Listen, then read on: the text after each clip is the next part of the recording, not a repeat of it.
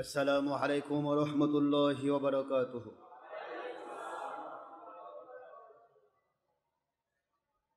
الحمد لله نحمده ونستعينه ونستغفره ونؤمن به ونتوكل عليه ونعوذ بالله من شرور أنفسنا ومن سيئات أعمالنا. من يهد الله فهو المهتدي ومن يضلل فلن تجد له وليا مرشدا.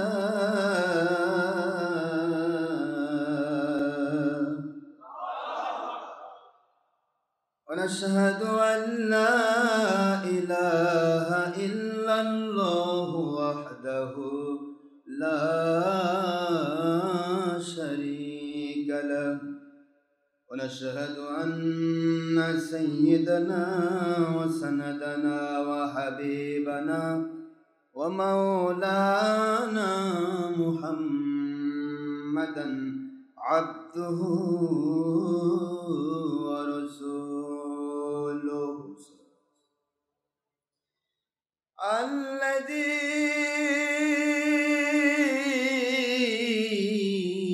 أرسله بالحق شاهدا ومبشرا ونذيرا وداعيا إلى الله بإذنه وسراجا وشمسا ونورا وقمرا منيرا.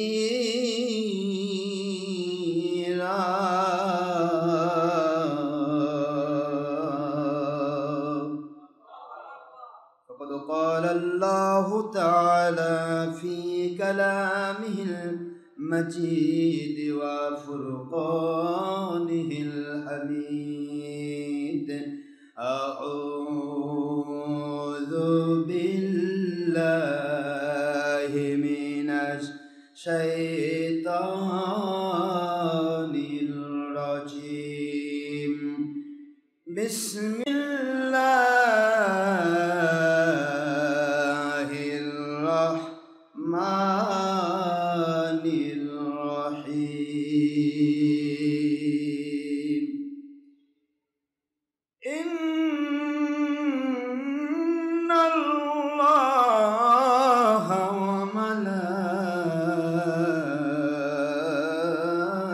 وملائكته يصلون على النبي يا أيها الذين آمنوا صلوا عليه وسلموا تسليما.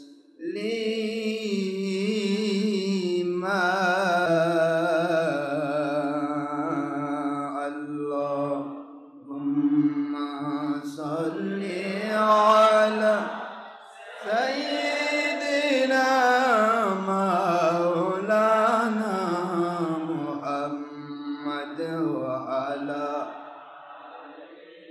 سيدنا شافعنا محمد. الله يبني দয়া করুন নসিব করুন সোনার মদিনা।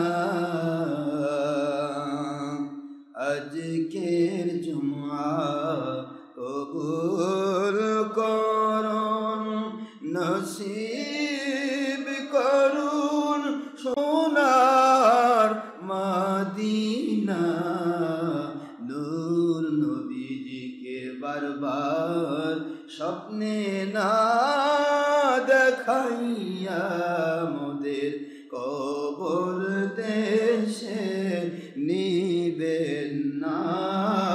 আল্লাহুম্মা সাল্লি আলা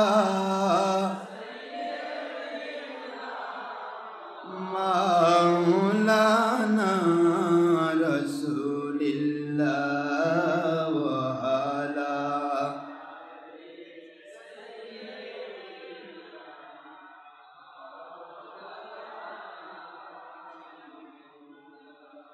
নবীজির শানে দরুদ ও সালামে ও মুসলিম দুশ্মনী কেন বুঝি না এখনো নবীজি উম্মতের মায়ায় কাঁদেন সোনার মদিনা। আল্লাহুম্মা সাল্লি আলা মাওলানা রাসূলিল্লাহ ওয়া আলা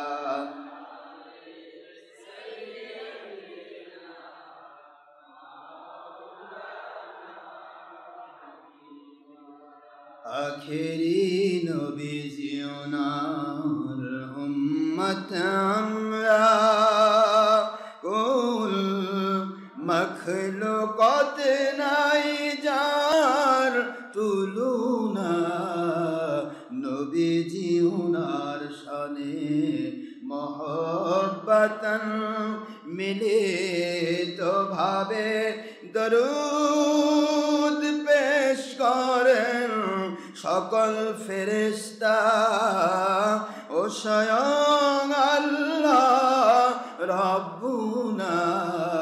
সূরা আহজাবের 56তম আয়াত কুরআন খুলে দেখো না। আল্লাহুম্মা সাল্লি আলা সাইয়্যিদিনা মাওলানা রাসূলিল্লাহ ওয়া আলা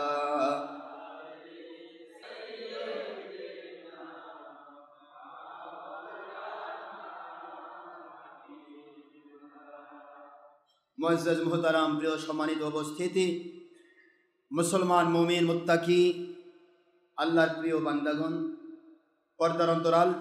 পর্দার অন্তরালে ইন্টারনেট রেডিওর মাধ্যমে বিভিন্ন জায়গাতে বসা আমার সম্মানিতা সোনামণি মা বোন ও মেয়েরা, আম্মা জানেরা, দেশ বিদেশ থেকে বিভিন্নভাবে যারা আমাদের সাথে সম্পৃক্ত হয়েছেন ইন্টারনেট রেডিওর মাধ্যমে, doctor Ashraf Siddiqui online radio, সমস্ত পুরুষ মহিলা জিন ইনসান, যুবক যুবতী, বৃদ্ধ বৃদ্ধা, ছাত্র ছাত্রী, কিশোর কিশোরী, সর্বস্তরের মানুষগুলোর জন্য আমি দোয়া করছি। মহান আল্লাহ সবাইকে জান্নাতি মানুষ হিসেবে কবুল করুন, আমিন।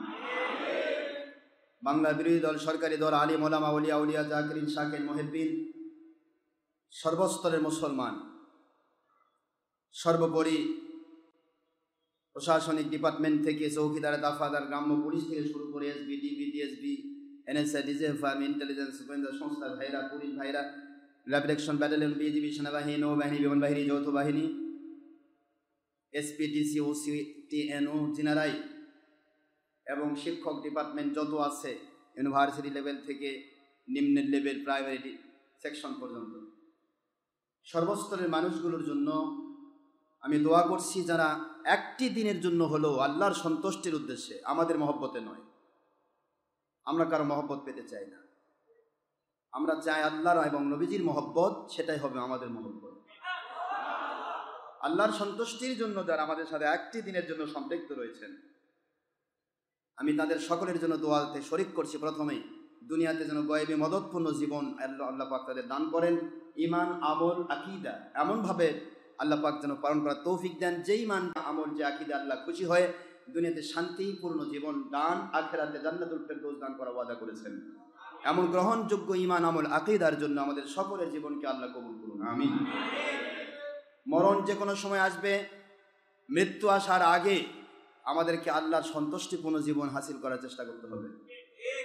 যিনি যেখানে আছেন সেখানে থাকুন, আমাদের কোনো আপত্তি নেই। I have no objection about your matter or part or personality or job or business or other of your profession. কোনো বিষয় নিয়ে আমাদের অবজেকশন নেই। অবজেকশন একটি জায়গায়, যিনি যা করছেন দয়া করে তা আল্লাহর সন্তুষ্টির জন্য করুন, নবীজির মহব্বতে করুন।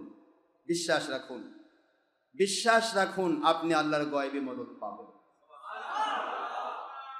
আল্লাহ এবং রাসূলের সন্তুষ্টি বাদ দিয়ে যদি দুনিয়ার সব আমল আপনি করেন, আপনার সাথে গয়বী মদদ থাকবে না। কোনো মুহূর্তে আপনি শান্তিতে থাকবেন না। দুনিয়ার সব সাথে আপনি টানে ধরেন, কিন্তু শান্তি আপনাকে ধরা দেবে না। আর আমার আল্লাহ এবং রাসূলের সন্তুষ্টির জন্য আমল করেন, প্লিজ একটি বারের জন্য চেষ্টা করুন। আল্লাহ এবং রাসূলের সন্তুষ্টির জন্য মহব্বতে আমল করুন। আপনি অল্পের ভিতরেই শান্তির পিছে দৌড়ান লাগবে না, শান্তি আপনার পিছে দৌড়াবে। গয়বী মদদ আপনার পিছে ছায়ার মতো ঘুরবে। গয়বী মদদ আপনার পিছে ছায়ার মতো ঘুরবে। শয়তান ধাক্কা দিয়ে আপনাকে বিভিন্ন বিপদ আপদ, মুসিবত, মামলা মোকদ্দমা, এটাও ওটা, রোগ ব্যাধি, বিভিন্ন কিছুর মধ্যে ফেলতে পারে। কিন্তু আমার মালিকের গয়বী মদদ আপনার পিছে পিছে ঘুরবে। যখনই আপনি বিপদে পড়বেন, তখনই গয়বী মদদ আপনাকে আড়াল করবে। যদি বিপদেই না পড়েন, গয়বী মদদ হবে কি করে? বিপদ যত ঘনীভূত, আল্লাহর রহমত এবং গয়বী মদদ তত ত্বরান্বিত। আমার মালিকের পক্ষে থাকুন, নবীজি পাক সাল্লাল্লাহু আলাইহি ওয়াসাল্লাম ওনার পক্ষে থাকুন। নবীকে খবরদার ঘুণাক্ষরও আমাদের মতো বলবেন না, বড় ভাইয়ের মতো বলবেন না, মাটির মানুষ বলবেন না। নবীজিকে নবীজির মতো থাকতে দিন। তিনি নবী, নবী নবী কখনোই উম্মত নয়। উম্মত কখনো নবীর র্যাঙ্ক পাবে না। সুবহানাল্লাহ। নবুয়তের দরজায় আলাদা। নবীদেরকে নিয়ে কোনো প্রকার সুচেরা করবেন না দয়া করে। আমার প্রিয় মাথার তাজ আলেম ওলামা আউলিয়া আউলিয়া, যিনারা যেখানে আছেন, যেভাবে আছেন, পৃথিবীতে বহুত কামাই হবে, আপত্তি নেই। কামাই করার স্বার্থে নবীদের উপর মিথ্যা অপবাদ দিবেন না। চলছে মিথ্যা অপবাদ। একটু 2 টাকা কামাই করার জন্য কত রকমের উলট পালট কথা চলছে, যা নবীদের উপরে শুধুমাত্র আসর নয়, খামসা লাগতেছে। ঠিক না ব্যাঠি? নবীদেরকে আসর দেওয়া যাবে? একটু যদি আসর লাগে, একটু চিন্তা করবেন। আমার আল্লাহ বলেন, শুধু আমার নবীজি পাক সাল্লাল্লাহু আলাইহি সাল্লামের বিষয় তোমাদেরকে জানিয়ে দিচ্ছি। আমার নবীজি পাক সাল্লাল্লাহু আলাইহি সাল্লাম চলছেন, চলতে গিয়ে যদি আমার নবীর সামনে কেউ এক পা এগিয়ে যায়, আমার নবীজির কথার উপরে যদি একটা কথা দাঁড়িয়ে যায়, আং তাহবাতা আমালুকুম, তোমাদের জীবনের কত আমল করেছো সব আমি বরবাদ করে দেব। একটু কি চিন্তা করেছেন? একটু কি ভাবনা করেছি আমরা যে নবীদের কি খামসা মানব? নবীগণ ভুল করেছেন? নাউযুবিল্লাহি মিন যালিক। আপনারা কষ্ট পাবেন, শুনলে আশ্চর্য লাগবে। বাংলাদেশের শ্রেষ্ঠ দল, সারা পৃথিবীর শ্রেষ্ঠ দল নামে পরিচিত নাম, তার নাম হলো সয়উসুরি তাবলীগ জামাত। বিশাল একটা দল, সবাই জানে। কত আর দল হয় না, নিজের খায় পরে বুঝায়, যা খায় তাই বুঝায়। বাপ রে, নিজের ভাই, প্রত্যেকটা মানুষই নিজের খায়। বরং তাবলীগে গেলে অন্যের দাওয়াত খাওয়া যায় মসজিদের মধ্যে বসে। আমি আপনাদের পায়ে হাত দিয়ে বলছি, কি কথা বলছে লেখা, আমার কাছে বই আছে, কিতাব লিখেছেন। ইউনূস আলাইহিস সালাম দাওয়াতের কাজে অবহেলা করার কারণে তিনি আল্লাহর গজবে পড়ে মাছের পেটে ঢুকেছে। কত বড় আশ্চর্য মিথ্যে কথা! এই মিথ্যে কথা আল্লাহ সহ্য করবেন কি করে? নবীগণ দাওয়াতে অবহেলা করছে? আস্তাগফিরুল্লাহ। নবুয়ত এমন একটি ধারা, কিয়ামত পর্যন্ত একটা মানুষ তপস্যা করে যদি আকাশে উঠে যায়, তবুও সে নবুয়ত পাবে না। এটা আল্লাহ প্রদত্ত, কমপ্লিটলি আল্লাহর পক্ষ থেকে ইস্তেবা, মনোনয়ন। তাকেই নবী বানানো হয় যার দ্বারা আল্লাহ পাক রব্বুল আলামিনের নবুয়তের ধারা ঠিক রাখা সম্ভব হয়। নবুয়ত কখনো জোর করে নেওয়া যায় না, নবুয়ত কখনো প্রচেষ্টা করে নেওয়া যায় না। নবুয়ত পেতে হলে আমার আল্লাহর দয়া এবং আল্লাহর মনোনয়নের মধ্যে পেতে হয়। সুবহানাল্লাহ। আল্লাহ যাদের মনোনয়ন করেন তাদেরকে এতই ফুল্লা মার্কা করছেন যে একেবারে অবহেলা করে গজবের মধ্যে পড়ছে। এই সেই আশুরা মিনাল মুহাররম। এই আশুরার উপলক্ষে আলোচনা করতে গিয়ে এই ধরনের কথাগুলি আসে। গত জুমাতে আমি আপনাদেরকে বলেছিলাম আমাদের পিতা বাবা আদম আলাইহিস সালাম সম্পর্কে। বড় বড় মৌলবি, বড় বড় হুজুর, বড় বড় পীর সাহেব লেখনির মধ্যে লিখে গেছে, বইয়ের মধ্যে লিখছে, বইয়ের মধ্যে বলতেছে আদম আলাইহিস সালাম একটা ভুল করছিল। আদম বলে একটা ভুল করছে। আদম ভুল করবে তার নবী কেন? আদম যদি ভুল করে থাকে বা কোন নবী যদি ভুল করে থাকে, সেই ভুল হবে আল্লাহর ভুল, ওহির ভুল। নাউজুবিল্লাহ পড়বেন না জোরে? আমার আল্লাহ রব্বুল আলামিন বলেন ওয়া নাদাইনাহু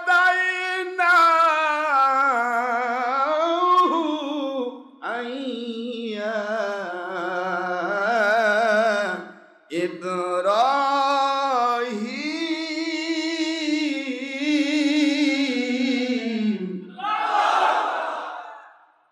قد صدقت الرؤيا إنا كذلك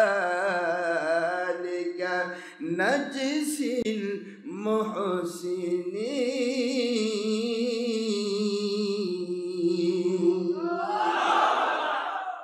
আল্লাহু আকবার। আমার আল্লাহ বুঝাইলেন দুনিয়ার মানুষ, আমার নবী রাসূলগণ যদি ঘুমের ভিতরে কোনো স্বপ্ন দেখেন, ওই স্বপ্ন তার নিজস্ব নয়, ওই স্বপ্ন তার শয়তান দ্বারা নির্মিত নয়, ওই স্বপ্ন আমি আল্লাহর ওহী।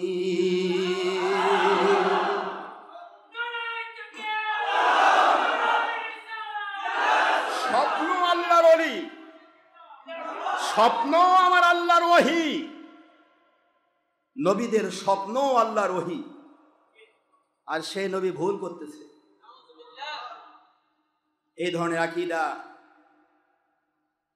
অন্তর থেকে, কলিজা থেকে মুছে ফেলা ছাড়া দুনিয়ার সব আমল করলেও তার দাম হবে না। এ কথাগুলি বুঝতে হবে। আজকে আমি আপনাদেরকে একটা আলোচনা শোনাবো, যদি আল্লাহ তৌফিক দেন। সেটা হলো পৃথিবীতে আমরা অসুস্থ হই কেন। আমি আপনাদেরকে একটা কথা বলেছিলাম, আল্লাহ রাব্বুল আলামিন মুসা নবী আলাইহিস সালাতু ওয়াস সালামকে বলেন, মুসা নবী আলাইহিস সালাম, একটা বান্দার জন্য সবচেয়ে বড় একটা পাওয়া সেটা হলো তার সুস্থতা। আপনি সুস্থতা চান, সুস্থতা হলো সবচেয়ে বড় পাওয়া। একটা মানুষ যদি সুস্থ থাকে তাহলে সে তার মালিককে ডাকতে পারে, সে দুনিয়াতে ভালো কাজ করতে পারে, মন্দ কাজ কোনটা, ভালো কাজ কোনটা, মাঝখানে পার্থক্য করতে পারে। এই জন্য সুস্থতা সবচেয়ে বড় নিয়ামত। হুজুর পাক সাল্লাল্লাহু আলাইহি ওয়াসাল্লাম এই জন্য বলেছেন, তোমরা অসুস্থতা আসার আগে সুস্থতার কদর করো এবং শুকরিয়া করো। গরিব হয়ে যাওয়ার আগেই সচ্ছল জীবন, ধনী জীবন যখন লাভ করেছো, যে কোনো মুহূর্তে তুমি গরিব হতে পারো। গরিব হওয়ার আগে এই সচ্ছলতার শুকরিয়া করো। দুনিয়াতে তুমি যা কিছু পেয়েছো, এই পাওয়ার শুকরিয়া করো না পাওয়ার আগে। যেরকম সুবহানাল্লাহ, কত রকমের কথা আল্লাহ বলেছেন, নবী পাক সাল্লাল্লাহু আলাইহি ওয়াসাল্লাম বুঝিয়েছেন। সুস্থতা এত বড় নিয়ামত। তুমি যে যৌবন পেয়েছো, পরিষ্কার সহিহ হাদিস, সময় খুব কম যেহেতু আমরা তাড়াহুড়া করছি, তো তুমি যে যৌবন পেয়েছো, এই যৌবনের যে তারুণ্যের যে একটা পাওয়ার, এই পাওয়ারটা যে কোনো মুহূর্তে অফ হয়ে যাবে। এই অফ হয়ে যাওয়ার আগে, বৃদ্ধ হওয়ার আগেই যৌবনের কদর করো এবং এই সময়টা তোমার আল্লাহর জন্য ব্যবহার করো। যৌবন কিয়ামত পর্যন্ত থাকবে? কথা বলেন না। যৌবন কিয়ামত পর্যন্ত থাকবে না।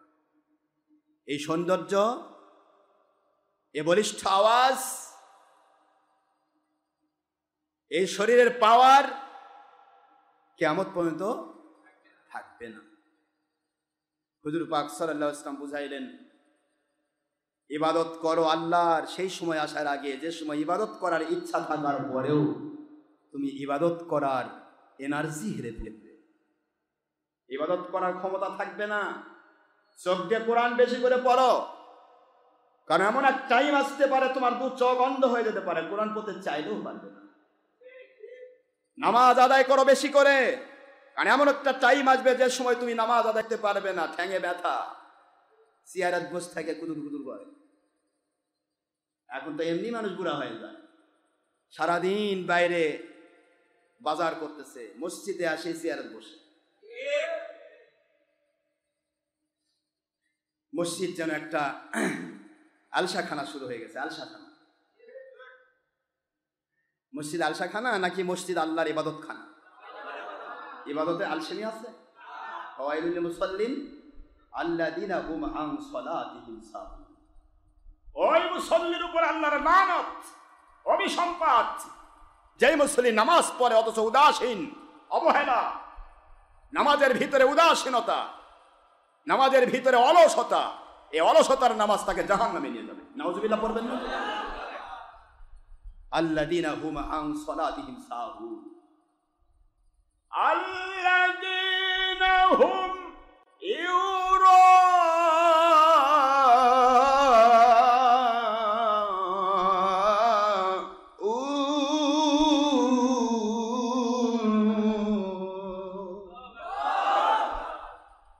নামাজ পড়তেছো মানুষ দেখানোর জন্য, মানুষ দেখানোর জন্য নামাজ। মসজিদে না গেলে আমাকে কে মানুষ বলবে বাবা নামাজ পড়তো না, জানাজার সময় বলবে দরকার নেই, নামাজই আগে পড়বে। মানুষ দেখানো নামাজ আমার আল্লাহ বলেন এটা তার জাহান্নামের কারণ। তাহলে আলসেমি চলবে না, অলসতা চলবে না, লোক দেখানো আমল হবে না। কাজে লোক দেখানো আমল আমাদের বাদ দিয়ে আল্লাহর জন্য করতে হবে, এটাই স্বাভাবিক, ঠিক না ঠিক? আজকে আপনারা লোক দেখানো করছেন না, দেখেন কত দূর থেকে আসছেন পাগলের মতো ছুটে। কে দেখলো আর কে দেখলো না, বরং যারা দেখছে তারা কয় নাকি পাগলা না কিরে, বাড়ির কাছে মসজিদ মহল্লা ছাড়ে যাই দৌড়ায় আরেকদিকে, ব্যাপারটা নেই, ঠিক না ঠিক? এমনকি ভয়ও দেখায়। 2 নম্বর ডুপ্লিকেট মুন্সিরা ভয়ও দেখায়। কি ভয়? কয় উনি কি আপনার জানাজা করবে? জানাজা তো আমাদেরই করা লাগবে।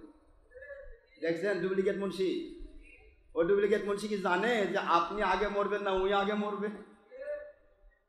ও ডুপ্লিকেট মুন্সি কি জানে যে আপনার মরণ পর্যন্ত ওই মসজিদে থাকবে না, ওয়াক্ত তাড়িয়ে দিবে? কথা কি বোঝেন আপনারা? আমার মালিক কাকে কোথায় কিভাবে জানাজা করাবেন পৃথিবীর কেউ সিলেকশন করবে না, তিনি করবেন। জানাজা হবে, এগুলো তো ইতিহাস আপনাদের শুনাইছি, এগুলো ইতিহাস তো মেলা শুনাইছি। মুসা আলাইহিস সালাতু ওয়াস সালামকে আল্লাহ ওহী করতেছে, অমুক এলাকার একটা লোকের জানাজা করে নাই, লক্ষ লক্ষ আপনার ভক্ত, আপনার সমস্ত যত আপনার সাহাবী আছে, আমার নবী মুসা একজন অনুসারীও আপনার উম্মতের নামাজ পড়াচ্ছে না, সে পড়ে আছে এক প্রত্যন্ত এলাকায়। চাই না ওদের দ্বারা আমি জানাজা চাই না, জানাজা আপনি পড়াবেন। কি হলো বলেন? ওদের দ্বারা আমি জানাজা চাই না, আপনি জানাজা পড়াবেন। মুসা আলাইহিস সালাম যায় গেছে, আমাকে যখন অর্ডার করা হয়েছে আমার উম্মতের জানাজার জন্য, বুঝছি এর মূল্য কত। মূল্যটা কি ছিল সবাই তো জানেন, এগুলো অতীত গল্প। মূল্য কি ছিল? শুধু আমার নবীজির নামটা পেলে একটু চুমু দিত, আমার আখেরি নবীর নাম মোবারক পেলে তার চুমু মারে দিত। এই সুমুর বিনিময়ে মুসা নবী আলাইহিস সালাম জানাজা করছে, লক্ষ লক্ষ তার ওই অনুসারী আর জানাজা করা লাগলো না। মুসা নবী আলাইহিস সালাম জানাজাতে দাঁড়িয়ে গেছে, মুহূর্তের মধ্যে পুরা মরুভূমি এলাকা, পুরা এলাকা আল্লাহর রহমতের ফেরেশতা মুসল্লি হয়ে গেছে। দাফন হলো, কাফন হলো, জান্নাতের বাগান বানিয়ে দেওয়া হলো তার কবর। আপনি নবী প্রেম দেখান মুসলমান, আপনি আল্লাহ প্রেমিক হন। কোন খারেজি আপনার জানাজা করা লাগবে? ও খারেজি বাদ দেন, ও কি করবে? খারিজ ওই কিসের আপনার জানাজা করবে? বরং আপনি দোয়া করবেন আল্লাহ কোনো খারেজি যেন আমার জানাজা না করে। কথা কি বোঝা গেছে?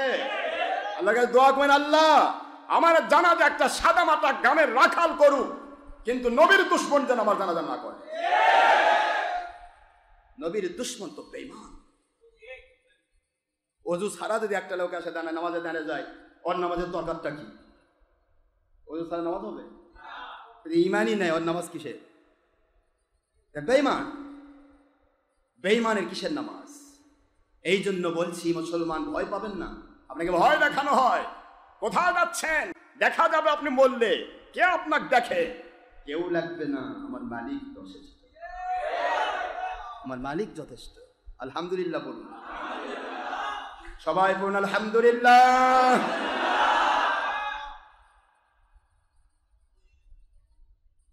সুবহানাল্লাহি ওয়া বিহামদিহি সুবহানাল্লাহিল আযীম।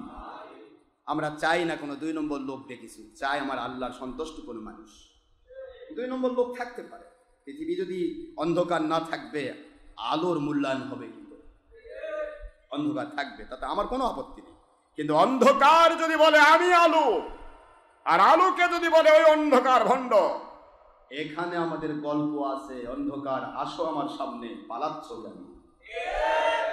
পৃথিবীর সূর্যের কাছে অন্ধকার যেতে পেরেছে?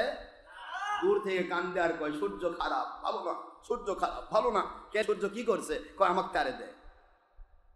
সূর্য তারাবে, সূর্যের কাজই তো অন্ধকার তাড়ানো। হক্কানি আল্লাহর ওলিরা তারা তাদের কাজে হচ্ছে বাতিল বাস্তব ফেরকার পরিচয় মানুষের কাছে ঘটিয়ে দেওয়া। তোমার তো টেনশন কেন? এত ভয় লাগে কেন? আমার বিরুদ্ধে ভয় করতে করতে লাস্টে আমি তো কিছুই না, আমি তো গুনাহগার, গোলাম, আমার মালিকের গোলাম। ভয় করতে করতে লাস্টে এ করে সে করে, ডিসি অফিসের নালিশ, এসপি অফিসের নালিশ, কোনো জায়গায় কোনো কাম না হওয়ার পরে খারেজি ওয়াহাবির গোষ্ঠী, আব্দুল গোষ্ঠী, এই মূর্তি কাশেমি গোষ্ঠী দিল মামলা, দিল জামালপুর। কোথায় বাড়ি? আমার বগুড়া, দিছে মামলা জামালপুর, জামালপুর ডিস্ট্রিক্ট। মনে করেছে, লিখেছে যে ওনাকে পুলিশ দিয়ে ধরে জেলখানায় রেখে আমরা বিচারছি।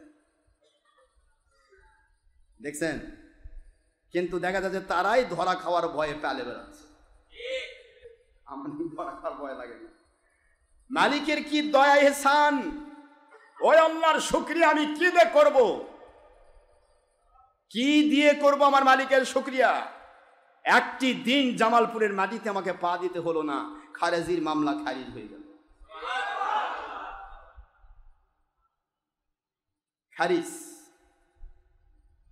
খারিজুন মামলাতুল খারেজি, খারেজির মামলা খারিজ হয়ে গেছে। বগুড়াতে এই খারেজির গোষ্ঠী বগুড়াতে মামলা দিল। কি মামলা দেখছেন? তথ্য প্রযুক্তি মামলা। তথ্য প্রযুক্তি মামলার আইন, মানুষ যদি ইসলাম না বোঝে তাহলে সেটা একটা মূর্খতা, কিন্তু বাংলাদেশের আইনটাও বোঝে না, এটা আমার খুব হাসি পায়। বাংলাদেশের আইন কি? তথ্য প্রযুক্তির মামলা। কি মামলা? প্রধানমন্ত্রী, রাষ্ট্রপতি অথবা তার পরিবারকে যদি কেউ গালি দেয় তাহলে তাদের উপর আইন করা হয়েছে একটা, সেটার নাম তথ্য প্রযুক্তি মামলা। কথা কি বুঝতে পেরেছেন? এখন বাংলার খারেজির গোষ্ঠী এরা এখন প্রধানমন্ত্রী র্যাঙ্কে চলে গেছে, এরা ওই মামলা নিয়ে আসা আমার উপর লাগে গেছে। এই কথা কি বুঝছেন আপনারা? কিছু বুঝেন না। প্রধানমন্ত্রী রাষ্ট্রপতিদের গালি দিলে যে মামলা হয় সেই মামলাটা নিয়ে আসে লাগিয়ে দিয়েছে আমার পিছনে। আমার মালিকের খাস দয়া, যখন তদন্তের গেল আমার খেতলাল থানার ওসি আমাকে কল দিয়েছে, কয় হুজুর আপনার মতো ভালো মানুষ তো খেতলাল থানার মধ্যে দেখি না। ব্যাপার কি? আপনার ব্যাপারে এগুলা কি করছে? দেখাই যাচ্ছে শয়তানি। দেখো যা ভালো হয় রিপোর্ট লাগাই দেন। রিপোর্ট লাগাই দিয়েছে যে উনি এখানকার সবচাইতে উত্তম মানুষ, ভালো মানুষ। আপনারা আইনানুগভাবে জানেন বাংলাদেশের সবচাইতে স্বচ্ছ একটি কোম্পানি পুলিশ ডিপার্টমেন্টের মধ্যে, সেটা হলো পুলিশ ব্যুরো, যাকে বলা হয় বিপিআই। এই পুলিশ ব্যুরোর কাছে এই মামলাটা দেওয়া হয়েছিল। পুলিশ ব্যুরোর থেকে মালিকের দয়া ইহসান এমনভাবে দিয়ে দিছে, আল্লাহর খাস মেহেরবানি। গত 2 বছর পর্যন্ত এই মামলাটা এই বগুড়ার কোর্টে ছিল। অথচ ডক্টর আশরাফ সিদ্দিকীকে একটা বার ওই মামলার সাইডে, ওই কোর্টের সাইডে ছায়াও বানার লাগেনি। গতকালকে 19 তারিখ আমার মালিকের দয়া দিয়ে এই খারেজির মামলা খারিজ হয়ে গেছে। আলহামদুলিল্লাহ বলবেন না? শুকরিয়া মালিকের। তিনি আমার দয়ার সাগর আল্লাহ। তিনি দয়া করলে দুনিয়ার কোনো শক্তি আমার চাম এটা পশম তোলার ক্ষমতা রাখে?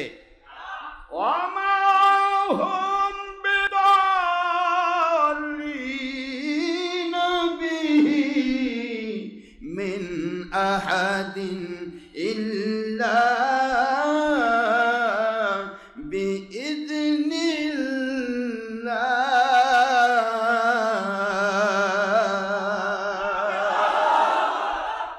কোরআন শরীফের সূরাতুল বাকারা 2 নম্বর সূরা 1 নম্বর পারার শেষে 12 নম্বর রুকু 102 নম্বর আয়াত শরীফ মদিনা অবতীর্ণ সূরা।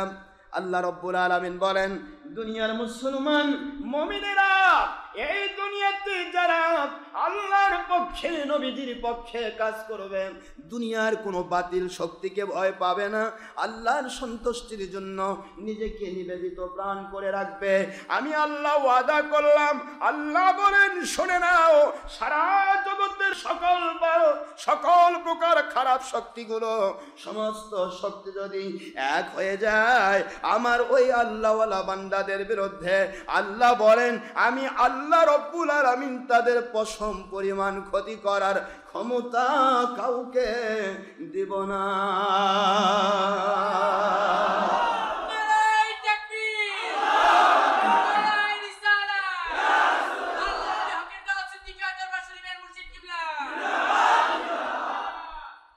মালিকের দয়া ইহসান থাকলে দুনিয়ার কোনো শক্তি আল্লাহওয়ালাদের ক্ষতি করতে পারে না, সম্ভব। এই কথা আল্লাহ বুঝাই দিলেন। আয় আমার বান্দারা, আয় আমার বান্দিরা, যারা আল্লাহর বান্দা বান্দি হবে তারাই নবী প্রেমিক হবে। কি হবে? আর নবী প্রেমিক যারা হবে ওই মানুষগুলোর জন্য আল্লাহ রাব্বুল আলামিন বলেন, ইয়া আইয়ুহান নাবিয়্যু হাসবুকাল্লাহু ওয়া মানিত্তাবা'আকা মিনাল মুমিনিন।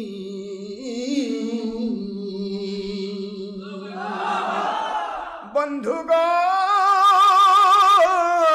ও আমার হাবিবি, আয় আমার বন্ধু, আমি আল্লাহ ঘোষণা দিয়ে দিলাম, যারা আপনাকে মানার মতো মানবে, আপনাকে মানবে মানে আমি আল্লাহর হুকুম মানবে, কারণ আমি আপনাকে মানতে বলেছি। জয় বলুন সুবহানাল্লাহ।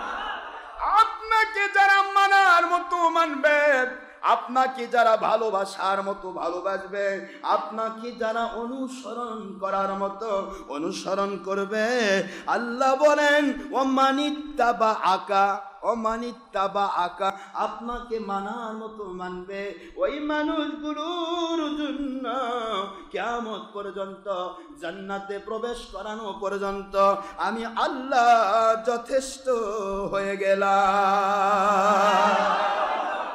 কেমন যথেষ্ট হলাম, যেমন যথেষ্ট আমি নবীদের জন্য হয়েছিলাম, যেমন যথেষ্ট আমি আপনার জন্য। হাসবুকাল্লাহ, আপনার জন্য যেমন যথেষ্ট। আপনাকে অনুসরণকারী, অনুকরণকারী, আপনাকে ভালোবাসার মানুষগুলো, ওই মানুষগুলো হতে পারে উম্মত, ওদের জন্য আমি আল্লাহ যথেষ্ট হয়ে যাব। সুবহানাল্লাহ। মালিকের কাছে আল্লাহ প্রেমিক, নবী প্রেমিকের কোনো ভয়, কি ভয় আছে?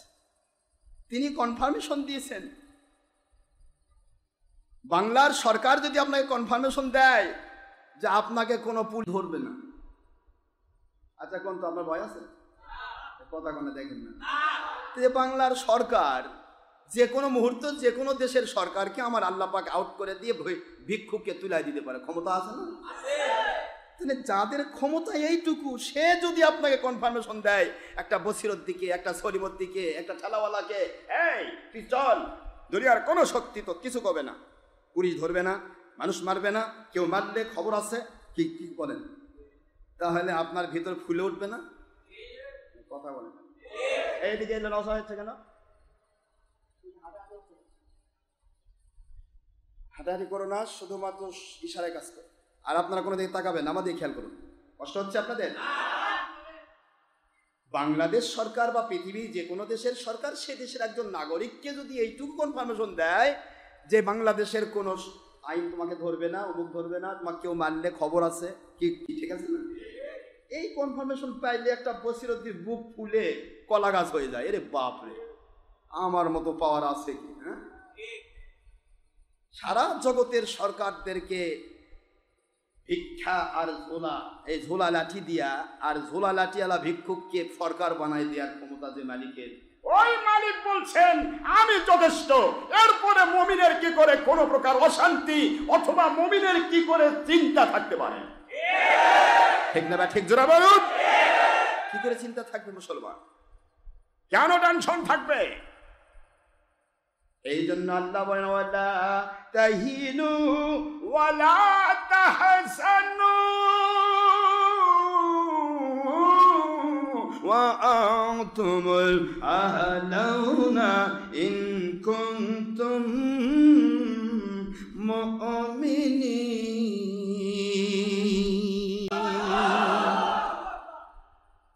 টেনশন নেই তোমাদের, আল্লাহ বলেন কোনো টেনশন তোমাদেরকে করতে হবে না। শয়তান ধোঁকা দেয়। শয়তান কি করে? ধোঁকা দেয়। শয়তান ধোঁকা দেয় বলেই মানুষ টেনশন করে। শয়তান ধোঁকা দেয়, কিন্তু শয়তান থেকে মুক্ত থাকে আল্লাহর নবীগণ। ঠিক না? বা ঠিক? কারা মুক্ত থাকেন? আপনারা রাগ করে বসে আছেন? গরম লাগছে? ক্ষুধা লাগছে?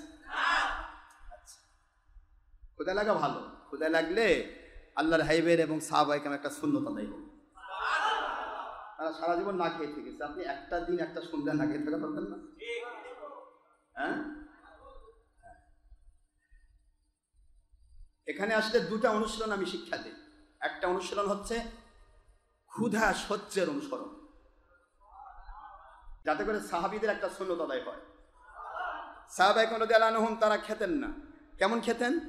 একটা খেজুর, একটা খুরমা খেজুর, ক্ষুধা লেগেছে, দৌড় দিয়ে খেয়ে নবীর কাছে গিয়েছে। নবীজির চেহারা মোর দিকে তাকায়, কয় আল্লাহর হাবিব পেটের ক্ষুধা নাই। হুজুরের চেহারা মোবারক ছিল তাদের খাদ্য। সুবহানাল্লাহ, তাদের রুহানি খাদ্য। সাহাবায়ে কেরাম তো দিনের পর দিন না খেয়ে গেছেন, আমরা একটা সন্ধ্যা না খেয়ে থাকবো। এই জন্য এটা অনুশীলন। আরেকটা হলো সময় ব্যয় করার অনুশীলন। পৃথিবীতে এমন কোন স্কুল আছে যে স্কুলে যাবেন আর লাফতে বের হয়ে আসবেন? কথা বলেন না। কিন্ডার গার্ডেন স্কুল হলেও তো তাকে যেতে হয়, সময় ব্যয় করতে হয়। কিছু না হলেও নার্সারি ছাত্র হলেও তাকে কিছু খেলাধুলা উল্টাপাল্টা করে আধ ঘন্টা আধা ঘন্টা তারপর আসে। কি কথা ঠিক না?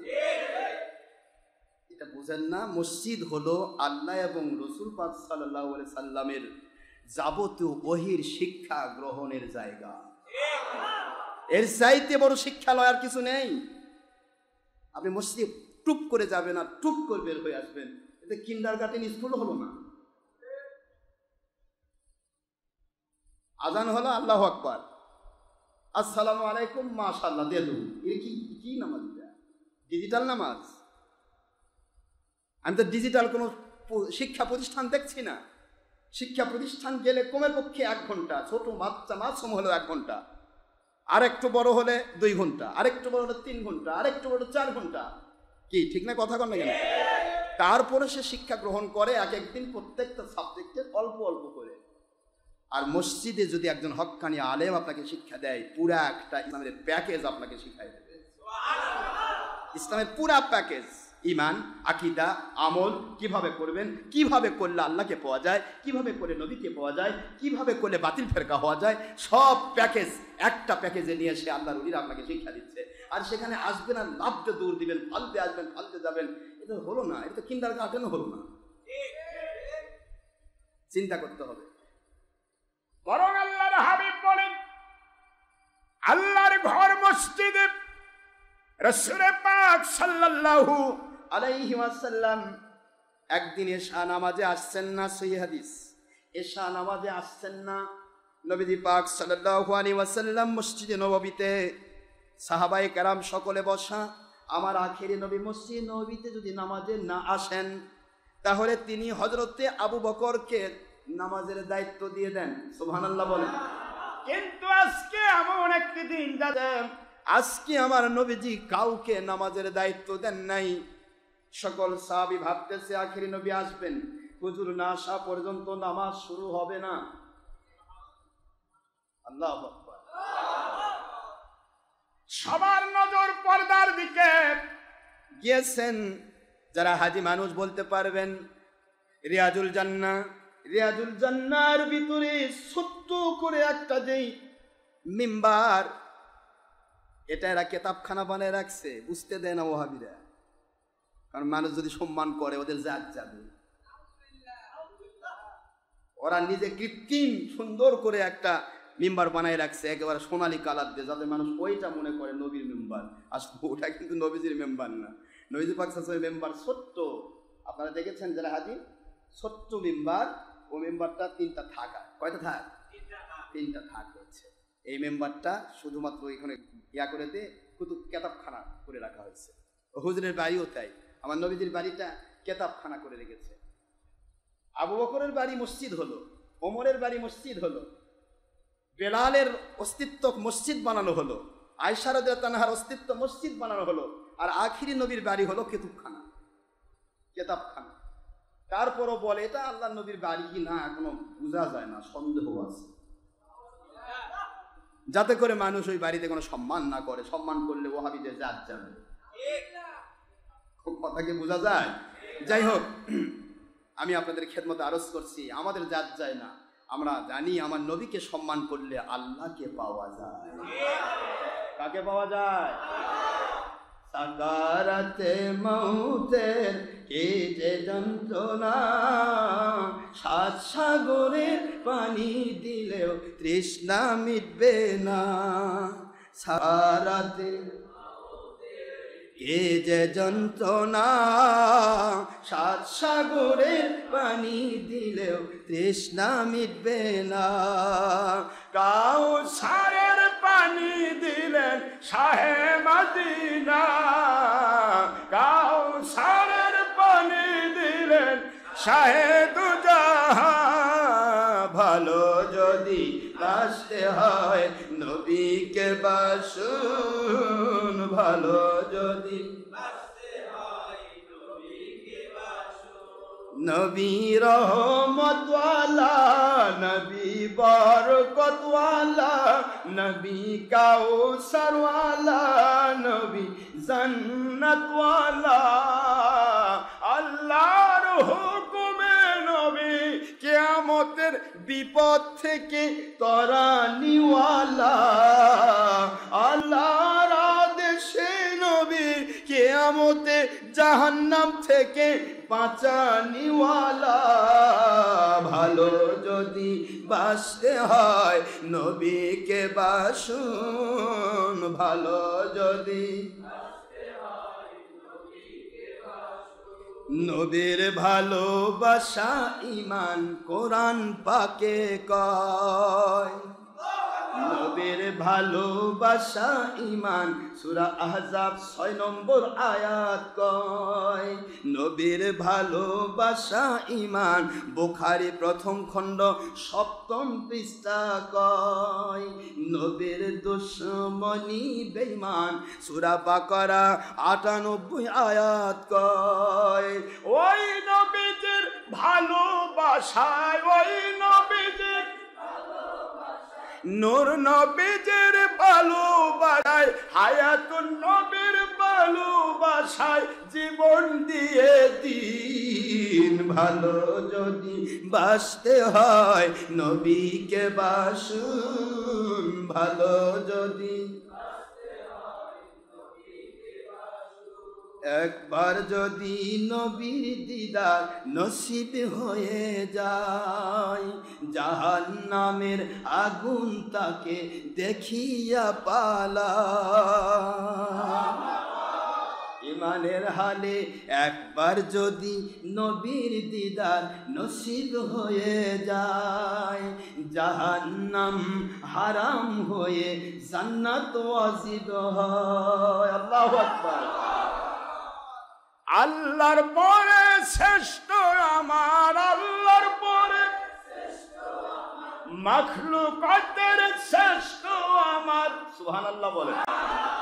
নবী উম্মতের দিদার দিয়ে, উম্মতের দিদার দিয়ে, পাগলদের দিদার দিয়ে ধন্য করিবেন।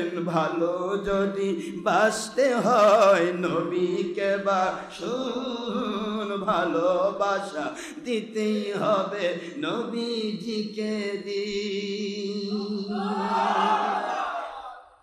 উলসিরাতের পারে নবী দাঁড়িয়ে থাকবেন, মিলাদ পড়া উম্মতের পার করিবে।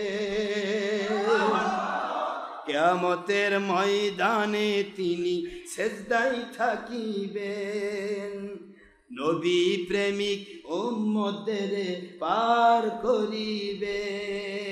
আল্লাহু আল্লাহর পরে শ্রেষ্ঠ আমার, কুল কায়নাতের শ্রেষ্ঠ আমার, মাখলুকাতের শ্রেষ্ঠ আমার নবীকে জানুন। ভালো যদি বাসতে হয় নবীকে বাসুন, ভালোবাসা দিতেই হবে নবীজিকে দিন। নবী রহমতওয়ালা, নবী বরকতওয়ালা, নবী কাউসারওয়ালা। আল্লাহর হুকুমে নবী কিয়ামতের বিপদ থেকে তরানিওয়ালা। আল্লাহর হুকুমে নবী কিয়ামতে জাহান্নাম থেকে বাঁচানিওয়ালা। ভালো যদি বাসতে হয় নবীকে বাসুন, ভালো যদি বাসতে হয় নবীকে বাসুন। সারা জীবন কাঁদিলেন নবী উম্মতের মায়ায়, সারা জীবন কাঁদলেন নবী এই দুনিয়ায়। এখনো কাঁদেন তিনি সোনার মদিনায়। সাফায়াতের কান্ডারি, সাফায়াতের সুপারিশের কান্ডারি নবীকে জানুন। ভালো যদি বাসতে হয় নবীকে বাসুন, ভালোবাসা দিতেই হবে নবীজিকে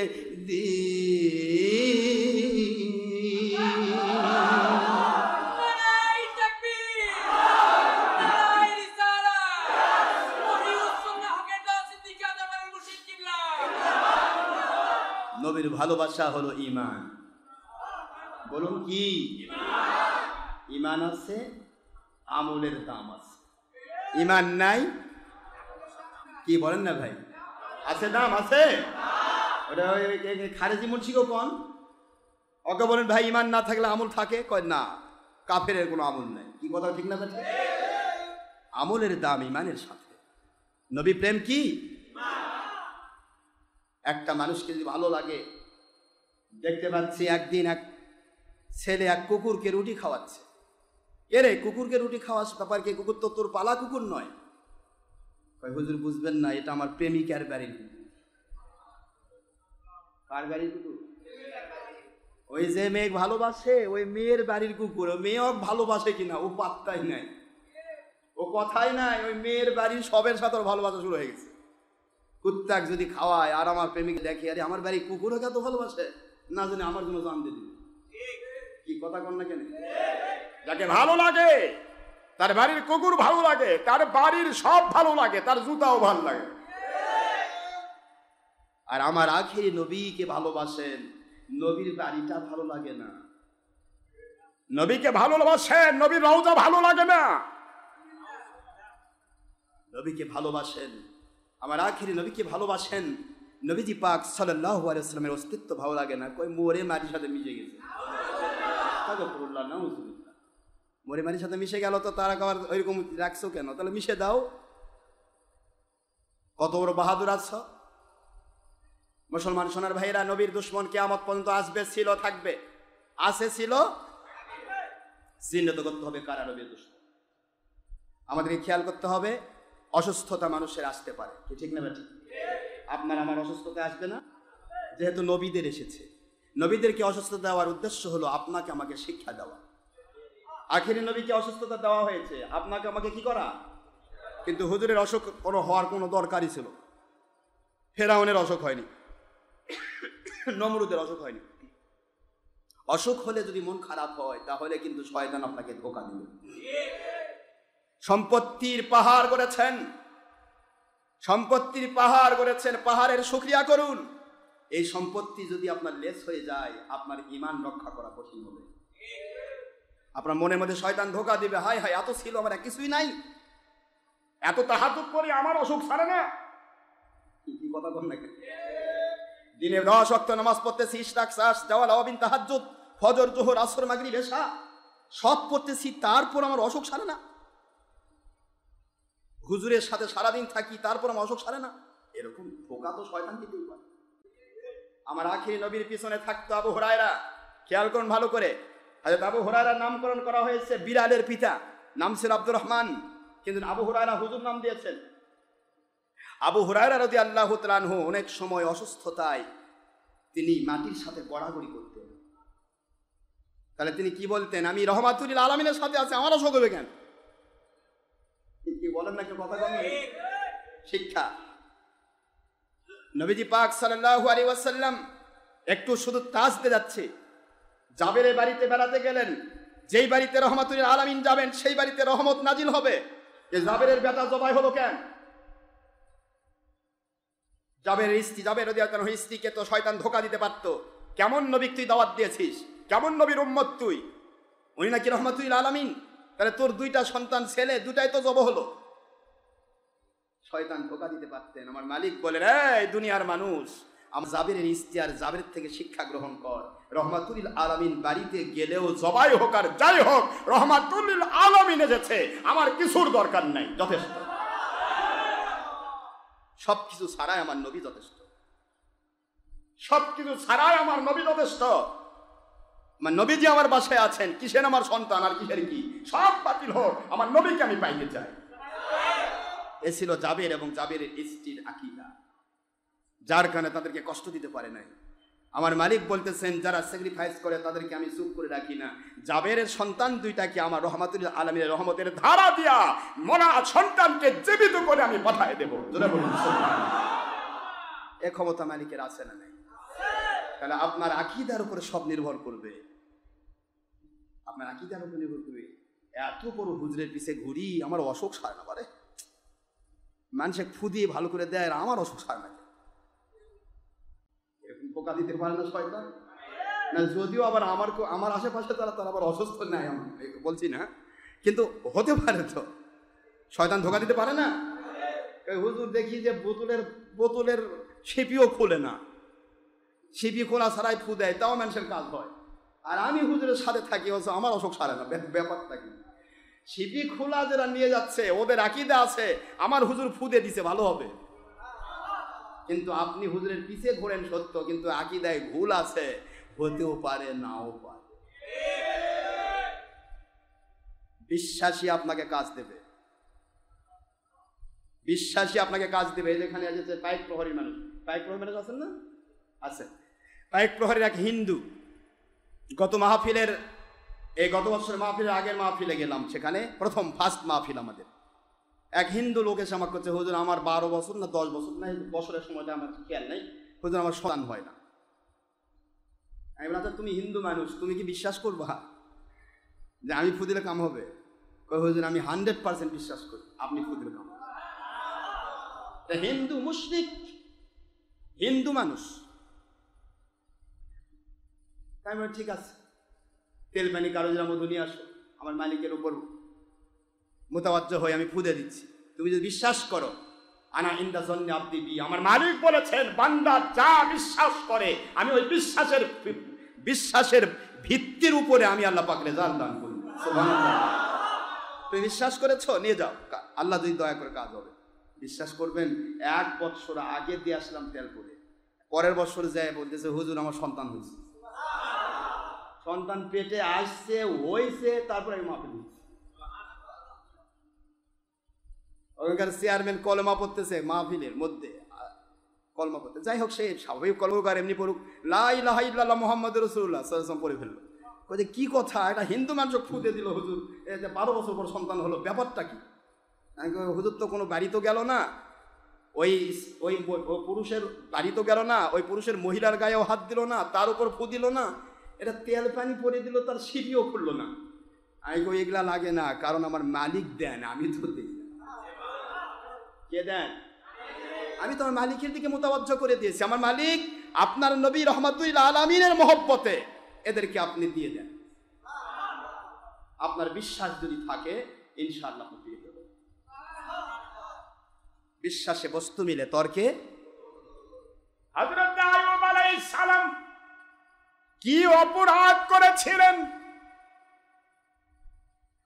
মুসলমান মুমিনেরা, আইয়ুব আলাইহিস সালাতু ওয়াস সালাম কি অপরাধ করেছিলেন? অপরাধ ছিল, আমাদের যখন অসুস্থতা হয় 2টা কারণে হয়। একটা কারণ হলো গুনাহ যদি বেশি হয়ে যায়, গুনাহ মাফ করে দেওয়ার জন্য আমার মালিক দয়া করে অসুস্থতা দিয়ে দেয়। ওই অসুস্থতাটা পেয়ে ওই আল্লাহর বান্দা যদি মন খারাপ না করে, যদি কষ্ট অনুভব না করে, যদি সে আল্লাহর প্রতি শুকরিয়া আদায় করে, মালিক খালিকিরা আপনি দয়া করে অসুস্থতা দিয়েছেন, আপনি দয়া করে সম্পদ দিয়েছিলেন কেড়ে নিয়েছেন, আপনি দয়া করে আমাকে এটা দিয়েছিলেন এখন দেন নাই, আপনি দয়া করে আমাকে সুস্থ রেখেছিলেন এখন অসুস্থ বানাই দিচ্ছেন, এত কিছু আপনি করলেন। ও আল্লাহ, আপনি দয়ার সাগর, সমস্ত নিয়ামত আপনার, আপনি যেটা ইচ্ছা দিতে পারেন, যেটা ইচ্ছা নিতে পারেন, দেওয়া নেওয়া সব কিছু আপনার দয়ার শামিল। এমন চিন্তা যদি মাথায় আসে, আমার আল্লাহর বন্ধু বলেন ওই অসুস্থতা, ওই বিপদ, ওই মামলা মোকদ্দমা, ওই বিশাল বড় বিপদ আপদ মুসিবত ওই বান্দার জন্য আল্লাহ পাকের রহমত হিসাবে পর্যবেসিত হয়ে যায়। আল্লাহ রহমত হিসেবে তারপর আপতিত হয়। তার জীবনে যত গুনাহ রয়েছে সমস্ত গুনাহগুলিকে মাফ করে দেওয়া হয়। আল্লাহর রহমতের জান্নাতের ভিতরে ওই বান্দার জন্য রহমতের দরজা বাড়িয়ে দেওয়া হয়। যদি শুকরিয়া আদায় করতে না পারে, শুকরিয়া করলো না, মন খারাপও করলো না, শুকরিয়াও করলো না, মন খারাপও করলো না, নিউট্রাল থাকলো, কোনো কম বেশি করলো না। আমার আল্লাহর হাবিব বলেন শুকরিয়া যদি আল্লাহর নাও করে রে, ওটা তার জীবনের গুনাহ মাফের কারণ হয়ে যায়। আর যদি গালমন্দ করে শয়তানি ধোঁকায় পড়ে যায়, শয়তান যদি ধোঁকা দেয়, তুমি এত বড় আল্লাহওয়ালা, তুমি তাহাজ্জুদ নামাজ পড়ো, ইশরাক সাজদাওয়াল আওয়াবিন পড়ো, ফজর জোহর আসর মাগরিব এশা পড়ো, বড় হুজুরের পিছে ঘোরো, ওলিয়া উলিয়ার পিছে ঘোরো, তারপরে তোমার অসুখ ছাড়ে না, তারপরে তোমার এটা হয় না, বুঝতে পারতেছো না তুমি ভুল পথে আছো। এগুলা শয়তান কানের মধ্যে আসে খালি কুরকুর করে। শয়তান যখন ধোঁকা দিল, ওই ধোঁকাকে যদি সে লাথি মারে, আমার আল্লাহর দরবারে জিহাদের সওয়াব পেয়ে যায়। আর যদি শয়তান ধোঁকা যদি দিয়ে ফেলে, ওই আল্লাহর বান্দা যদি শয়তানের ধোঁকার ভিতরে পড়ে যায়, শয়তানের ধোঁকাকে কাজে লাগায়, মন খারাপ করে ফেলে, মনটা ছোট করে ফেলে, আল্লাহর প্রতি দোষারোপ করে, হক পথের বিরুদ্ধে চলে যায়, তাহলে ওই বান্দাটার জন্য ওই বিপদটা, ওই মুসিবতটা, ওই অসুস্থতাটা এমন ভাবে চাপিয়ে যায়, গজব আকারে চাপিয়ে যায়, এটার থেকে পার পাওয়ার সুযোগ আর থাকে না। ঈমান নিয়ে কবরে যাওয়া সম্ভব হয় না। নাউজুবিল্লাহ। এই লাস্টের পজিশনটাই তো এখন আমাদের বেশি চিন্তা হয়। একটু কিছু হলে বিরক্ত হয়, একটু কিছু হলে বিরক্ত হয়। এরকম লোক আছে না? না কি নামাজ শুরু করব? অসুবিধা হচ্ছে আপনাদের? অসুবিধা হয়তো শুরু করে দিন। নামাজের টাইম কয়টা পর্যন্ত? 3:15 পর্যন্ত। 3:15 পর্যন্ত আওসাত ওয়াক্ত। আল্লাহর সন্তুষ্টিপূর্ণ ইবাদত হচ্ছে নামাজের ওয়াক্ত আওসাত ওয়াক্ত। খয়রুল উমুরি আওসাতুহা। আওসাত ওয়াক্ত উত্তম। 1:30টায় শুরু হয়েছে, আওসাত শুরু, শেষ হবে কয়টায়? 3:15টায়। আর নামাজের সময় শেষ হবে কখন? হ্যাঁ, আসরের আজান পর্যন্ত। এর আগে যদি কোনো মুন্সি কয় নামাজের সময় শেষ হয়ে গেল, বলবেন যে তুই বড় না নবী বড়। কথা কি বোঝেন না?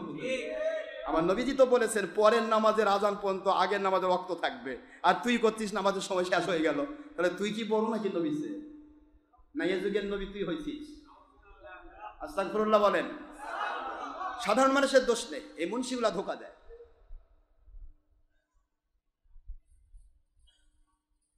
তো আইয়ুব আলাইহিস সালামের কথা বলবো, এটা একটু দরকার আছে। আমাদের অনেক শিক্ষা আছে, কারণ আমরা পাইতে খুশি, পাইতে খুশি, কিন্তু না পাইলে মেজাজ খারাপ। এই প্রবণতা আমাদের আছে না? মুসলমান ভাই বলেন না, কথা বললেন আছে? থাকলে ভালো। পাইলে খুশি, না পাইলে মেজাজ খারাপ, তাহলে আপনি ঈমান নিয়ে কবরে যাওয়া খুব কঠিন। আমার আল্লাহ দিয়েও পরীক্ষা করেন, বলেন না? এখন দিয়ে পেলে খুশি, আর না দিলে না খুশি, তাহলে পরীক্ষা পাস না ফেল? কয় ডিগ্রি নে? জিপিএ 5, গোল্ডেন প্লাস ডিগ্রি নে ফেল। মানুষ তো গোল্ডেন প্লাস নে পাস করে, আপনি কি করলেন? ফেল করে ফেল। নবী রাসূল আলাইহিস সালামকে দিয়ে শিক্ষা দেওয়া হয়েছে আমাদেরকে। হযরত আইয়ুব বলেন, রব্বি ইন্নী, বলবো নাকি? কোরআন শরীফের সূরাতুল আম্বিয়া খুলুন, 17 নম্বর পারা, 21 নম্বর সূরা, সূরাতুল আম্বিয়া আলাইহিস সালাম, আয়াত শরীফ নম্বর 83-84 নম্বর আয়াত। আল্লাহ বুঝায় দিলেন, ওয়া আইয়ুবা ইযনাদা রব্বি ইন্নী মাসানিয়াত দুররু ওয়া আনতা আরহামুর রাহিমিন।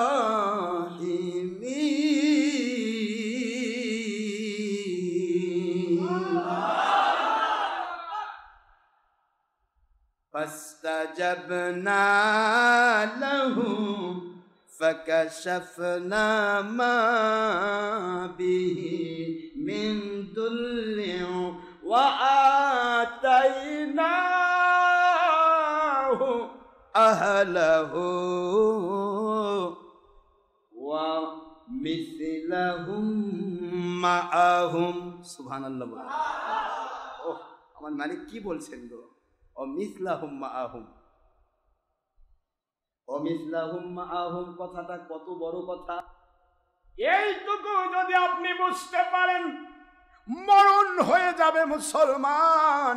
আমার আল্লাহর কোনো পরীক্ষায় আপনি ফেল করবেন না। মালিক তো আমাদেরকে অসুখ দেন দুইটা কারণে, একটা হলো গুনাহ মাফের জন্য, আরেকটা হলো দরজা বাড়ানোর জন্য।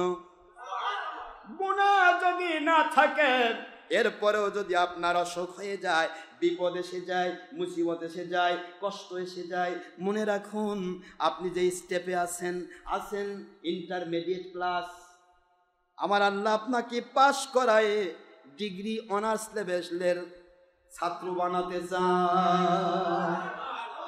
আপনি যে লেভেলে আছেন ওই লেভেল থেকে একটা লেভেল আল্লাহ উঠায় দেবেন, এই জন্য আপনাকে পরীক্ষা নেওয়া হচ্ছে। সুবহানাল্লাহ বলবেন না? নবী রাসূল আলাইহিস সালামদের কোনো গুনাহ নেই, তাদের কোনো অপরাধ নেই, তারা মডেল, তারা হচ্ছে আমাদের জন্য শিক্ষা। আইয়ুব আলাইহিস সালাতু ওয়াস সালাম কখন ডাক দিলেন, আর আমার আল্লাহ কি বলছেন? মিথলাহুম আহুম রহমাতান মিন ইনদিনা, যত রহমত আগে দিয়েছিলাম সেই সমান আরো রহমত দিলাম। সুবহানাল্লাহ। রহমাতান মিন ইনদিনা, আমার পক্ষ থেকে রহমত দিয়ে ভরে দিলাম। যা ছিল আগে তার চাইতে ডবল। মিসলাহুম, যা ছিল আগে তার সমান আবার দিলাম। আল্লাহু আকবার বলেন না? আল্লাহু আকবার। পরীক্ষায় পাশ করলে ভালো না খারাপ? মিষ্টির দোকানে হিরিক, মিষ্টি পাওয়া যায় না। হ্যাঁ, ও মুসলমান সোনার ভাইরা, ও সোনামণি আম্মা জানেরা, যারা জোহর নামাজ একা পড়ার নিয়তে আমাদের সাথে বিভিন্ন জায়গায় সম্পৃক্ত রয়েছেন, দেশ বিদেশ থেকে যারা আমাদের সাথে সম্পৃক্ত আছেন, সবাইকে জানাতে চাই, বোঝাতে চাই, এইটুকু আমি সবক দিতে চাই, দয়া করে বিপদ আসলে, অসুস্থতায় ভুগলে মন খারাপ করবেন না, করবেন না, করবেন না। আমার আল্লাহ বলেন, অসুস্থ তোকে বানাইছি, আমি আল্লাহ তোকে সুস্থ বানাবো। সুস্থতা কে দেন? ডাক্তার। তাহলে একই ডাক্তারের কাছে 5 জন রুগী যায়, একই রুগী, এক রুগী 5 বছর বাঁচে, আরেক রুগী 1 বছর, আরেক রুগী কয়েকদিন পরে মরে যায়। ডাক্তার তো একটাই, ডায়াগনোসিস একজনই করেছে, সবকিছু এক, ঔষধ এক, প্রেসক্রিপশন এক, কিন্তু মরল একটা 1 বছর পর, আরেকটা 5 বছর পর, আরেকটা এবারেই মরল। ব্যাপারটা কি? কথা বোঝেননি? এগুলি হলো সিস্টেম। ওসিলা মানতে হবে। ওই যে মুন্সিরা কয় যে ওসিলা মানা যাবে না, ওর অসুখ হলে ওষুধ খাবার দিবেন না, আগে খবরদার ওষুধ খাবি না। স্যার বাঁচবো কেমনে? কয় এই তো ওসিলা মানে না। কষ্ট হচ্ছে আপনাদের? রহমাতান মিন ইনদিনা, আমার আল্লাহ বলে দিলেন আমার পক্ষ থেকে আমি রহমত কিভাবে দেই দেখো। আর এটা কেন করলাম? ওয়াযিকরা লিল আবিদিন,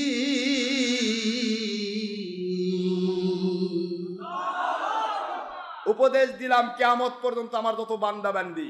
দেখছেন, আইয়ুব আলাইহিস সালামকে এগুলি করে উপদেশ দিলাম, কিয়ামত পর্যন্ত আমার যত বান্দা বান্দি পৃথিবীতে আসবে সকল বান্দা বান্দি শিক্ষা গ্রহণ করো। যদি কেউ বিপদে ধৈর্য ধারণ করে, আমি আল্লাহ তার ওই স্টেপে রাখি না যে স্টেপে সে ছিল, তার চাইতে ডবল স্টেপ বাড়াই দেই।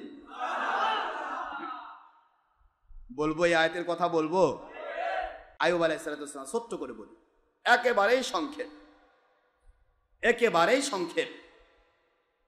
হযরত আইয়ুব আলাইহিস সালাম অত্যন্ত বড় মাপের আল্লাহওয়ালা ছিলেন। নবীগণ তো আসলেই আল্লাহওয়ালা। আর নবীও নবী আল্লাহ কান সবিয়া, নবীরা তো নবী যদিও তারা শিশু। জোরে বলুন সুবহানাল্লাহ। তারা তো শিশুকাল থেকেই নবী। তাদের চেহারা, তাদের সুরত, তাদের চিন্তা, চেতনা, ভাবনা, কাজ, কর্ম সবকিছুই ওই রকম। সাধারণভাবে যারা ওলি হয়, হক্কানি ওলি যারা, তাদের জীবন জীবিকার দিকে তাকাবেন, তারা ছোটকাল থেকে কিন্তু ওলি। আর নবী তো নবী, নবীদের মর্যাদায় তো আল্লাহ পাক দিয়েছেন আলাদা। তবে হঠাৎ করেও ওলি হয়, আমার আল্লাহ যদি কবুল করে নেন, একটা মানে সারা জীবন গুনাহ করেছে, এরকম বহুত দেখা গিয়েছে, সারা জীবন গুনাহ করেছে, এমনভাবে সে আল্লাহকে ডাকলো, তার জীবনের গুনাহ মাফ হয়ে, গুনার যা নেকিতে পরিবর্তন হয়ে আল্লাহ তাকে ওলি বানায় দিয়েছে। অসংখ্য ঘটনা রয়েছে। ঘুষখোর অফিসার দেখেছি, বিশাল বড় ঘুষখোর ছিলেন, কিন্তু পরে ওলি হয়ে গেছে, নাম বলবো না। ঘুষখোর ঘুষ খাইতে গিয়ে ভয় পেয়ে গেল, কে রে আমি ঘুষ খাচ্ছি, আল্লাহ যদি ধরে। ঘুষ পাওয়া, হাত বাড়ালেই টাকা পাওয়া যাবে 5 লাখ, নিলাম না। আমার মালিক কয় তুই পাওয়ার পরেও, সুবিধা থাকার পরেও নিলি না, কার ভয়ে? তোকে তো কেউ ভয় দেখাচ্ছে না, আমার ভয়ে। যা, আমার ভয় যখন তোর ভিতরে ঢুকছে, আমি আল্লাহ তোর গুনাহ মাফ করে আল্লাহ পাক তোকে আমি ওলি বানাই দিলাম। ঘুষ খাওয়ার সিস্টেম থাকার পরেও খায় না, বেপরদা হওয়ার সিস্টেম থাকার পরেও বেপরদা হয় না, জেনা করার সুবিধা থাকার পরেও জেনা করে না, চুরি করার সুবিধা থাকার পরেও চুরি করে না, ডাকাতি করার সুবিধা থাকার পরেও ডাকাতি করে না, নামাজ রোজা হজ জাকাত না করলে কেউ ধরার নাই, তাও নামাজ রোজা হজ জাকাত ছাড়ে না, বেপরদা হলে কেউ কিছু বলবে না, তারপরও পরনারীর সাথে বেপরদা হয় না। আমার আল্লাহ কয় তোকে ওলি বানাবো না, তা বানাবো কাক? সুবহানাল্লাহ পড়বেন না জোরে? তুই তো ওলি, তুই তো স্যাক্রিফাইস করেছিস। আমাকে একদিন একজন করছে, হুজুর আমার বেটা ঘুষ খায় না। তাকে ঘুষ খায় না কেন? কোন ডিপার্টমেন্ট চাকরি করে? কয় প্রাইমারি টিচার। তাকে প্রাইমারি টিচার ঘুষ খাবে কই? কার কাছে ঘুষ খাবে? এটা ঘুষ খাওয়ার রাস্তাই নাই, ঘুষ খাওয়ার রাস্তাই নাই, ও তো ঘুষ খাবেই না। কিন্তু যার ঘুষ খাওয়ার রাস্তা খোলা আছে সে ঘুষ খায় না। আমি বিশ্বাস করি ও আল্লাহর ওলি। গুনাহ করার সুযোগ আছে, গুনাহ করে না, বিশ্বাস করুন ও আল্লাহর ওলি। আমার মালিক বলেন তাকওয়া, তাকওয়ার নাম ওলি। আলা ইন্না আউলিয়া আল্লাহি লা খাউফুন আলাইহিম ওয়া লা হুম ইয়াহজানুন। তাড়াতাড়ি করছি, সময় নেই আমার। আল্লাহ পাক বললেন আমার ওলি যারা, আউলিয়া যারা, তাদের ভয় নেই, তাদের কোনো চিন্তা নেই। তাদের সিম্পটম কি? আল্লাযিনা আমানু ওয়া কানু ইয়াত্তাকুন। যারা ঈমান আনার পরে আল্লাহকে ভয় করে গুনাহ ছাড়ে, নেক আমল করে। সুবহানাল্লাহ জোরে বলুন। এরা আল্লাহর ওলি। এরা কি জোরে বলে? কি? এরা আল্লাহর ওলি। কোনো সন্দেহ নাই, ওলি কারোর শরীরে লেখা থাকবে না। ওলি সে যে গুনার সুযোগ পাওয়ার পরেও গুনাহকে লাথি মারে। ওলি সে যে নেক আমল ছেড়ে দেওয়ার সুযোগ পাওয়ার পরেও নেক আমল জাপটে ধরে করে। ও আল্লাহর ওলি। এই কথাগুলি মনে থাকবে তো। নবী রাসূল আলাইহিস সালাম তারা তো ইস্তেবা, ডাইরেক্ট আল্লাহ থেকে মনোনীত, তাদের কোনো গুনাহ নেই। নবী রাসূল আলাইহিস সালাম শুনছেন পৃথিবীর কোন নবী নবুয়ত কেটে গেছে? যদি নবীরা ভুল করত নবুয়ত কেটে যেত, নবুয়ত থাকবে না। নবীরা ভুল করবে না। নবীরা যা করে আল্লাহ করে। কার থেকে করে? বলে না কার থেকে? আল্লাহ করান, সেটা নবী করে। সোনার ভাইরা আমার, আইয়ুব আলাইহিস সালাতু ওয়াস সালাম পুরা এরিয়া, পুরা বাড়ি, পুরা অসংখ্য অগণিত নিয়ামত দিয়ে আমার আল্লাহ তাকে ভরে দিয়েছেন। নিয়ামতের শেষ নেই। হাতি সালে হাতি ভরা, ঘোড়া সালে ঘোড়া ভরা, ভেড়ার জগতে ভেড়া, দুম্বার জগতে দুম্বা, উটের জগতে উট, ছাগলের জগতে ছাগল। বুঝতেছেন? সব জায়গায় শুধু জমজমাট নিয়ামতে ভরা। সন্তান একটা নয়, দুইটা নয়, বর্ণা দুইটা আছে, এক বর্ণা আছে 10টা ছেলে 3টা মেয়ে, আরেক বর্ণা আছে 14টা ছেলে 3টা মেয়ে। সুবহানাল্লাহ। সন্তানও আমার আল্লাহ কম দেন নাই। স্ত্রী পরমা সুন্দরী আমার আল্লাহ রব্বুল আলামিন ওহীর মাধ্যমে হযরত আইয়ুব আলাইহিস সালাম কি বিয়ে করিয়েছিলেন? 4টি। কয়টি? 4টি করিয়েছিলেন। আইয়ুব আলাইহিস সালামের কোনো জগতে অভাব নেই। এরপরেও আমার আইয়ুব এত রকমের এত নিয়ামত থাকার পরেও একটা দিনও অলসতা করে আমার আল্লাহর ইবাদত ভুলেন নাই। ইবাদতে মশগুল রয়েছেন, ইবাদতে মশগুল, প্রতিটা মুহূর্ত মালিকের জিকির দিয়া, তার পাশান পাশ জিকির চালু। জিহবা সব সময় জিকির নড়ে, কলবের মধ্যে জিকির হয়, মালিকের দয়ায় সান্নাজিল হয়। শয়তান ইবলিসের ভিতরে চূড়ান্ত ভাবে রাগ হয়ে গেল। ইবলিস শয়তান নবী রাসূলকে যে ধোঁকা দিতে পারে না তার প্রমাণ গ্রহণ করুন। কারণ নবী রাসূলকে ইবলিস ধোঁকা দিতে পারবে না। নবী রাসূলগণ আল্লাহর দ্বারা নিয়ন্ত্রিত। ইবলিস যাদের ধোঁকা দিতে পারে না তাদের গুনাহ হতে পারে না। গুনাহ তাদের হয় যাদেরকে ইবলিস ধোঁকা দেয়। কথা কি বোঝা যায়? ইবলিস ধোঁকা দিতে পারে না। এই জন্য থিসিস গ্রহণ করুন, গোটা কোরআন শরীফ পড়ুন। কোরআন শরীফের সূরাতুল ফাতিহা থেকে শুরু করে সূরাতুন নাস পর্যন্ত একটা সূরাই আউযু বিল্লাহি মিনাশ শাইতানির রাজিম নেই, বিসমিল্লাহ দিয়ে শুরু করা হয়েছে। মুখস্থ করে রাখুন। কিন্তু আমার আল্লাহর বাণী হলো ওয়া ইযা ক্বরাআতাল কুরআনা ফাস্তাইজ বিল্লাহি মিনাশ শাইতানির রাজিম। আল্লাহ বলেন দুনিয়ার উম্মতেরা, তোমরা যখন কোরআন পড়বে তখন শয়তানের ধোঁকা থেকে নিজেকে রক্ষা করবে। আউযু বিল্লাহি মিনাশ শাইতানির রাজিম পড়বে, এরপরে তাসমিয়া বিসমিল্লাহির রহমানির রহিম পড়বে। বিসমিল্লাহ হলো আল্লাহর নামে শুরু, আউযু বিল্লাহ হলো শয়তানের ধোঁকা থেকে বাঁচার জন্য। এইটা তোমরা পড়বে। কিন্তু কোরআন শরীফের একটি সূরার আগেও আউযু বিল্লাহ আসলো না কেন? কারণ আমার নবীকে শয়তান ধোঁকা দিতে পারতো না, এই জন্য নবীর আউযু বিল্লাহর দরকার হতো না। নবীজির আউযু বিল্লাহর দরকার হয় নাই। আমার নবী পাক সাল্লাল্লাহু আলাইহি ওয়াসাল্লাম যতবার আউযু বিল্লাহ পড়েছেন উম্মতকে শিক্ষা দেওয়ার জন্য পড়েছেন। কথা বুঝেন? কোরআন শরীফের সূরার আগে আছে বিসমিল্লাহ, কারণ নবীজি বিসমিল্লাহ দিয়ে শুরু করেছেন, আর আপনি আমি শুরু করব আউযু বিল্লাহ দিয়ে। এখন দেড় ব্যাটারি মুন্সিরা কোন নবীর সুন্নত গেল কই? আমাকে আউযু বিল্লাহ পড়তে হচ্ছে, নবীজি বিসমিল্লাহ দিয়ে শুরু করেছে। নবীর সুন্নত যদি পালন করতে চাইতেন বিসমিল্লাহ দিয়ে শুরু করত। আমার আল্লাহ বলেন তুই বিসমিল্লাহ দিয়ে শুরু করতে পারবি না, কারণ তোর উপরে শয়তানের ভর আছে। আখেরি নবীর উপর শয়তানের কোনো ওয়াসওয়াসা নাই।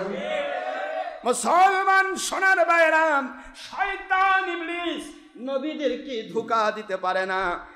শয়তান ইবলিস আল্লাহর কাছে জিদ ধরলো। আল্লাহ আইয়ুব আলাইহিস সালাম নিয়ে অনেক গল্প হচ্ছে, রহমতের ফেরেশতা জগতে বলছে বর্তমান সময় সারা পৃথিবীর মধ্যে আইয়ুবের মতো শ্রেষ্ঠ ইবাদতকারী আর কেউ নাই। সুবহানাল্লাহ বলেন। ইবলিস শয়তানের মাথা খারাপ। ইবলিস কয় কি করি কি করি? ইবলিস শয়তান কয় ও আমার আল্লাহ, ও মালিক, আপনি তো দয়ার সাগর। আইয়ুবকে যত সম্পদ দিয়েছেন, এত সম্পদ কোন মানুষ পাইলে কি করে আল্লাহ ভুলবে? ও তো নিয়ামতের মধ্যে ডুবে আছে। নিয়ামতগুলি যদি ছিনিয়ে নেওয়া হয় আইয়ুব আপনাকে ডাকবে না, মেজাজ খারাপ করে আপনার থেকে দূর সরে যাবে। নাউজুবিল্লাহ জোরে কোন। আমার মালিক বলে ইবলিস শয়তান যা করবে আইয়ুব তা আমি জানি, কিন্তু তোর মাধ্যমে সারা পৃথিবীর মানুষকে জানাতে চাই ওয়া যিকরানিল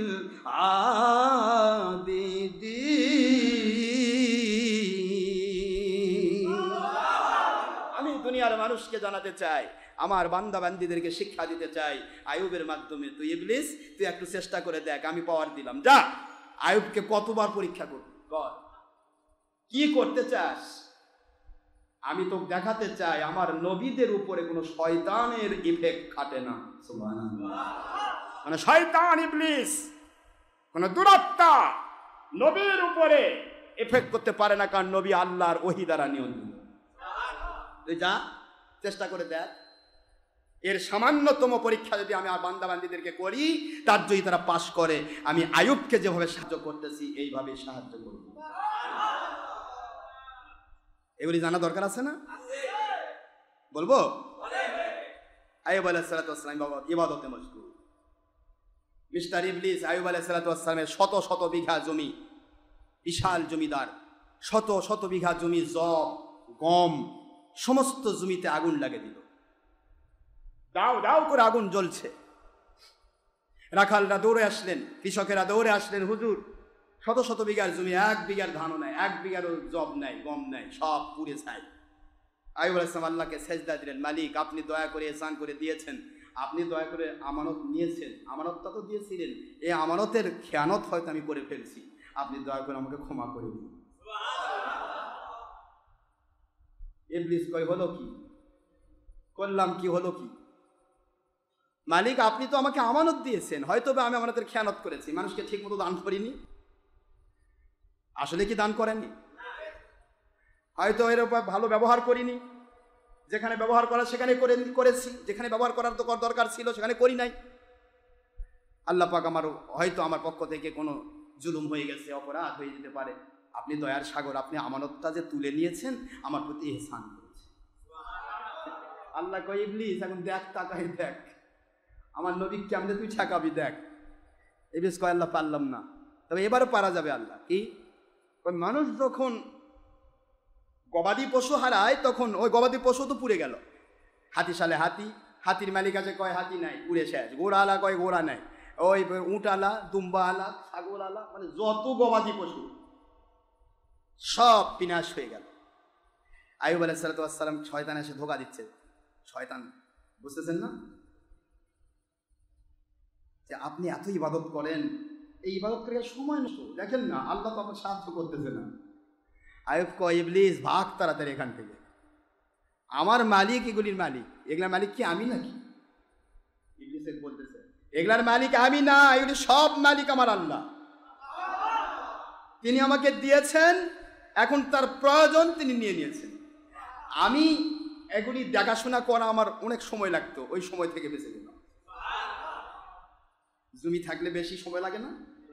যার জমি নাই তার অত টেনশন নাই। যার জমি আছে এই পাথরে যাও সে পাথরে যাও, উপরে একটা ছাতা থাকলেও তো রোদ লাগে। কি কথা করছেন নাকি? দৌড়ে বেড়াও, এর কৃষক লাগাও, এ লাগাও, কামলা লাগাও, কামলা কই পাবো, কত টেনশন।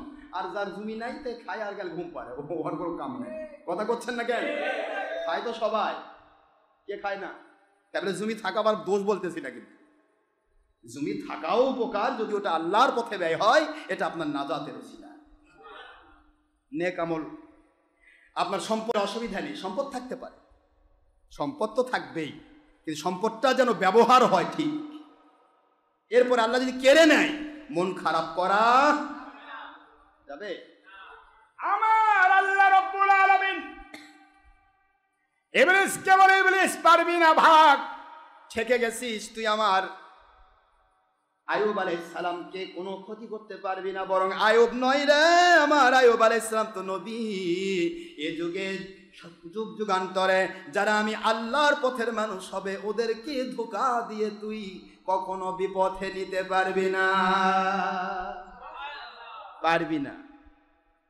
ইবলিস আল্লাহ আর একবার দেখবার দেন, কই কি কয় সন্তানগুলা, মানুষ সন্তানের প্রতি খুবই বেশি আগ্রহী। সন্তানকে মানুষ এত ভালোবাসে, সন্তান যদি ধরা পড়ে পাগল হয়ে যায়, সন্তান যদি মারা যায় পাগল হয়ে যায়, সন্তান যদি বিপদে পড়ে পাগল হয়ে যায়। কথা বলছেন না কেন? সন্তানকে মানুষ সবচেয়ে ভালোবাসে। আল্লাহ আমি তার সন্তানগুলির প্রতি একটা পরীক্ষা নিতে চাই না। দেখি সন্তানগুলি পড়তেছে একটা জায়গায়, একটা জামিয়াতে পড়তেছে, একটা ছাদ, ওই ছাদটা পুরোটা ধসে পড়ে সমস্ত সন্তান একসাথে মারা গেল। একই জায়গায় ওস্তাদজি মারা গেল না, ওস্তাদজি ভালো আছে, আর ছাত্রগুলি সব মারা গেল। সন্তানগুলির কথা এসে ওস্তাদজি বলছে হুজুর আপনার সন্তানগুলি আমি পড়াচ্ছিলাম, ছাদ ধসে গিয়ে কেমন আপনার সন্তানগুলো আমি বললাম আমি গুনাহগার মরলাম না, আমাকে তো মরা দরকার ছিল। আইয়ুব আলাইহিস সালাম কয় আপনি মরবেন কেন? আপনার তো মরার কথা না, মালিকের ইচ্ছা হলে আপনি মরবেন। আমার সন্তানদেরকে আমার মালিক দিয়েছেন, আমার মালিক নিয়েছেন। এত চিন্তা করেন তো, 10টা সন্তানে কি করে না, আপনার কি চিন্তা করতেছেন? অসুবিধা হচ্ছে নাকি? এটা নবী, আমার নবীর উম্মতেরাও এরকম পাগল ছিল, নবীর জন্য জান দিয়েছে, সন্তান দিয়েছে, নিজের ভাই, নিজের বাপ, নিজের সব দিয়ে দিছে। ইতিহাস শোনেননি এগুলি? জাবের রাদিয়াল্লাহু তাআলা তার ছেলেদেরকে জবাই হলো, তাও কোনো টেনশন করছে? তো কাজেই এ তো নবী, নবীর ব্যাপারটা তো আলাদা। আমার আল্লাহ আমাকে সন্তান দিয়েছেন, তিনি নিয়ে নিছেন। অনেক মানুষকে আল্লাহ সন্তান দেয় না, আমার তো দিয়েছিলেন, আমি সন্তানের স্বাদ পেয়েছি, এখন আল্লাহ নিয়ে নিছেন। আমার মালিকের আমানত মালিক ফিরে নিয়েছেন, আমি ওই আমানতের খেয়ানতকারী হব না, আল্লাহ বাঁচায় দিয়েছেন। আলহামদুলিল্লাহ, আল্লাহ শুকরিয়া করে ফেললেন। ইবলিস কয় পারলাম না, খবর তো হয়ে গেল। নবীজি পাক সাল্লাল্লাহু আলাইহি সাল্লাম বুঝাচ্ছেন আইয়ুব আলাইহিস সালামের ঘটনা। সুবহানাল্লাহ পড়বেন না জোরে? আমার আল্লাহ বলে রে ইবলিস আর কি করতে চাস? আমার আইয়ুব আলাইহিস সালামের ব্যাপারে আর কি করতে চাস? তোর চিন্তা চেতনার ভিতরে কি আছে দেখ। আইয়ুব আলাইহিস সালামের দিকে তাকাই, ইবলিস শয়তান বলে আল্লাহ এত সুন্দর চেহারা, নবীরা তো সুন্দর, নবীরা কি কোন নবী কালো ছিল না, কোন নবী বেঁটে ছিল না, কোন নবী হারালা ছিল না। এই যে কইছে না এই এটা আজারি, তা আজহারি না না আজারি, এই আজারি কি করছে, সিক্স প্যাক মানে যে এরকম করলে যে এখানে ছয়টা দাগ পরে, বোঝেননি, ভাঁজ পরে, আর এই উপরে এটা মোটা, এটা সরু। এই যারা ইয়া করে না, কি করে, স্লিম হয়, ইয়া করে, এই জাতীয়, এই সিক্স প্যাক, এটা নবীর সিক্স প্যাক ছিল। আরে সেই হাদিস দিয়ে প্রমাণিত, আমার নবীজি পাক সাল্লাল্লাহু আলাইহি ওয়াসাল্লাম সহ সকল নবী তাদের পুরা শরীরটা, পিঠ, এই বুক, পেট সম্পূর্ণ সমান ছিল। সৌন্দর্যের ঘাটতি হয় এমন কোনো কিছু নবীর ভিতরে ছিল না। সুবহানাল্লাহ। নবীগণ ছিলেন সুঠাম, সুন্দর, চতুর্দিক থেকে সুন্দর, তাদের সৌন্দর্যের কোনো দিক নেই। যে জায়গায় মানুষ ভুল ধরবে এই জায়গায় নবীর একটু খুঁত আছে। সুবহানাল্লাহ পড়বেন না? তো যাই হোক, এখন নবীজি পাক সাল্লাল্লাহু আলাইহি ওয়াসাল্লাম শিক্ষা দিচ্ছেন আইয়ুব আলাইহিস সালামের ব্যাপারটা। আইয়ুব আলাইহিস সালাম এত সুন্দর, তৎকালীন সময়ের শ্রেষ্ঠ সুন্দর মানুষ। মিস্টার ইবলিস বলতেছে আল্লাহ তার এই সৌন্দর্য যদি নষ্ট করে দেওয়া যায় তাহলে হয়তো আপনাকে ভুলে যাবে। সৌন্দর্য ভুলে দেওয়া মানে কি করে? একটা সুন্দর মানুষের যদি বসন্ত দেওয়া হয়, অসুন্দর হয়ে যাবে না? কথা তো নাকি কি রাখে, সুন্দর চেহারা, গোটা শরীর বসন্ত হয়ে গেল, কি হবে? কালো কালো দাগ, খারাপ লাগবে দেখতে। তো সৌন্দর্য যদি কমিয়ে দেওয়া যায় তাহলে হয়তো সেই হবে। আল্লাহ পাক বলেন তাও পারে না। আমার নবীগণ তাদের নফসের দ্বারা আক্রান্ত নয়, তারা আল্লাহ পাক দ্বারা নিয়ন্ত্রিত। আমার নবীগণ শরীরের দিকেও তাকায় না। আমার যারা আল্লাহওয়ালা হবে তাদের শরীর থাক আর না থাক, ওদের কলবের ভিতরে আমার জিকির থাকবে। আইয়ুব আলাইহিস সালাতু ওয়াস সালামকে এবার ভীষণ রোগে আক্রান্ত করা হবে, সবাই জানেন। এটা দুইটা রেওয়ায়েত এসেছে, রেওয়ায়েত দুইটা। একটা হলো ঘাক, গলিত কুষ্ঠ রোগ, আরেকটা রেওয়ায়েত আছে কুষ্ঠ রোগ হয়নি, গলিত রোগ কিছুই নয়। তার শরীরটা এত শুকে গেল, হাড়ের উপর চামড়া সেটিং হয়ে গেল। হাড়ের উপর চামড়া সেটিং হলে দেখতে ভালো লাগে? বিছানার সাথে লেগে গেছে, উঠতে পারেন না, বসতে পারেন না। এটা একটা রেওয়ায়েত আছে। তবে আরেকটা রেওয়ায়েত হলো কুষ্ঠ রোগ, গলিত কুষ্ঠ রোগ, দুর্গন্ধ, চতুর্দিক থেকে সবাই পালিয়ে গেল। যেই মানুষগুলি তার বাড়িতে খাইতো, তারই দয়ার আশ্রয়ে চলত, তারাই সবাই তাকে ফেলে চলে গেল। 4 জন স্ত্রীর ভিতরে 3 জন স্ত্রী তাকে ছেড়ে চলে গেল। না, এই দুর্গন্ধের মধ্যে থাকা যাবে না। এলাকাবাসী সবাই বলতে লাগলো এই দুর্গন্ধের মধ্যে রাখা পারবো না, অনেক ঘটনা গল্প, এখান থেকে তুমি নিয়ে চলে যাও। রহিমা আলাইহাস সালাম, তিনি হলেন একজন স্ত্রী, তিনি হলেন হযরত আইয়ুব আলাইহিস সালাতু ওয়াস সালামের একেবারেই জীবন সঙ্গিনী।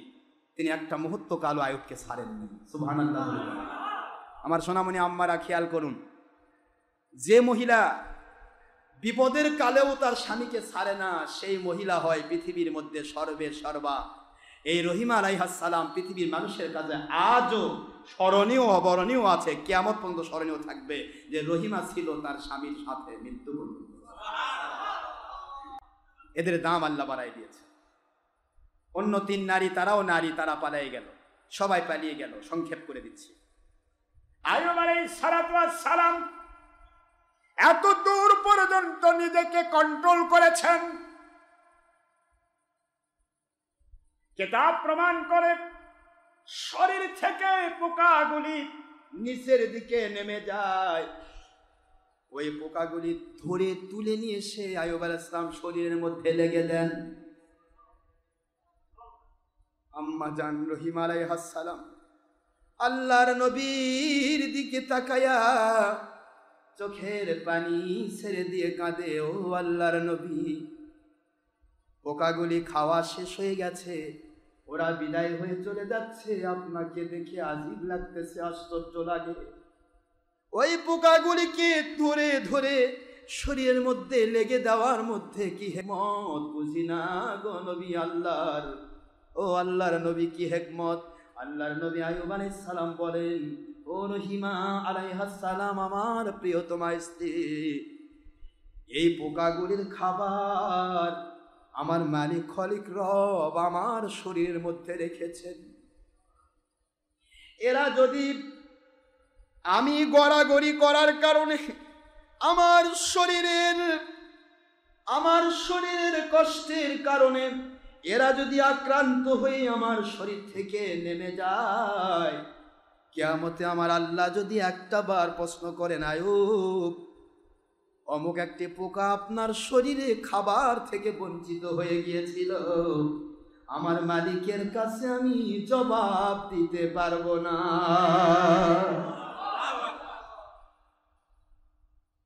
রহিমা আলাইহিস সালাম কাঁদে। ইবলিস শয়তান ধোঁকা দেয় রহিমাকে, ও রহিমা তোমার জীবনের পূর্বের জিন্দেগির দিকে তাকাও, এমন স্বামীকে তো তুমি গ্রহণ করো নাই। তুমি তো গ্রহণ করেছিলে সুঠাম দেহি স্বামী, জমিদার, টাকা পয়সা সোনা দানা গহনা সব কিছু ছিল। আজকে তুমি পথের ফকির, আজকে তুমি কি করে আইয়ুবের সাথে থাকো। আইয়ুব আলাইহিস সালামের দিকে রহিমা তাকায়া বলে, আল্লাহর কসম করে বলি আল্লাহর নবী, সারা জগৎ একদিকে হয়ে যেতে পারে, আমার আল্লাহর নবী থেকে আমাকে কোনো শয়তান আলাদা করতে পারবে না।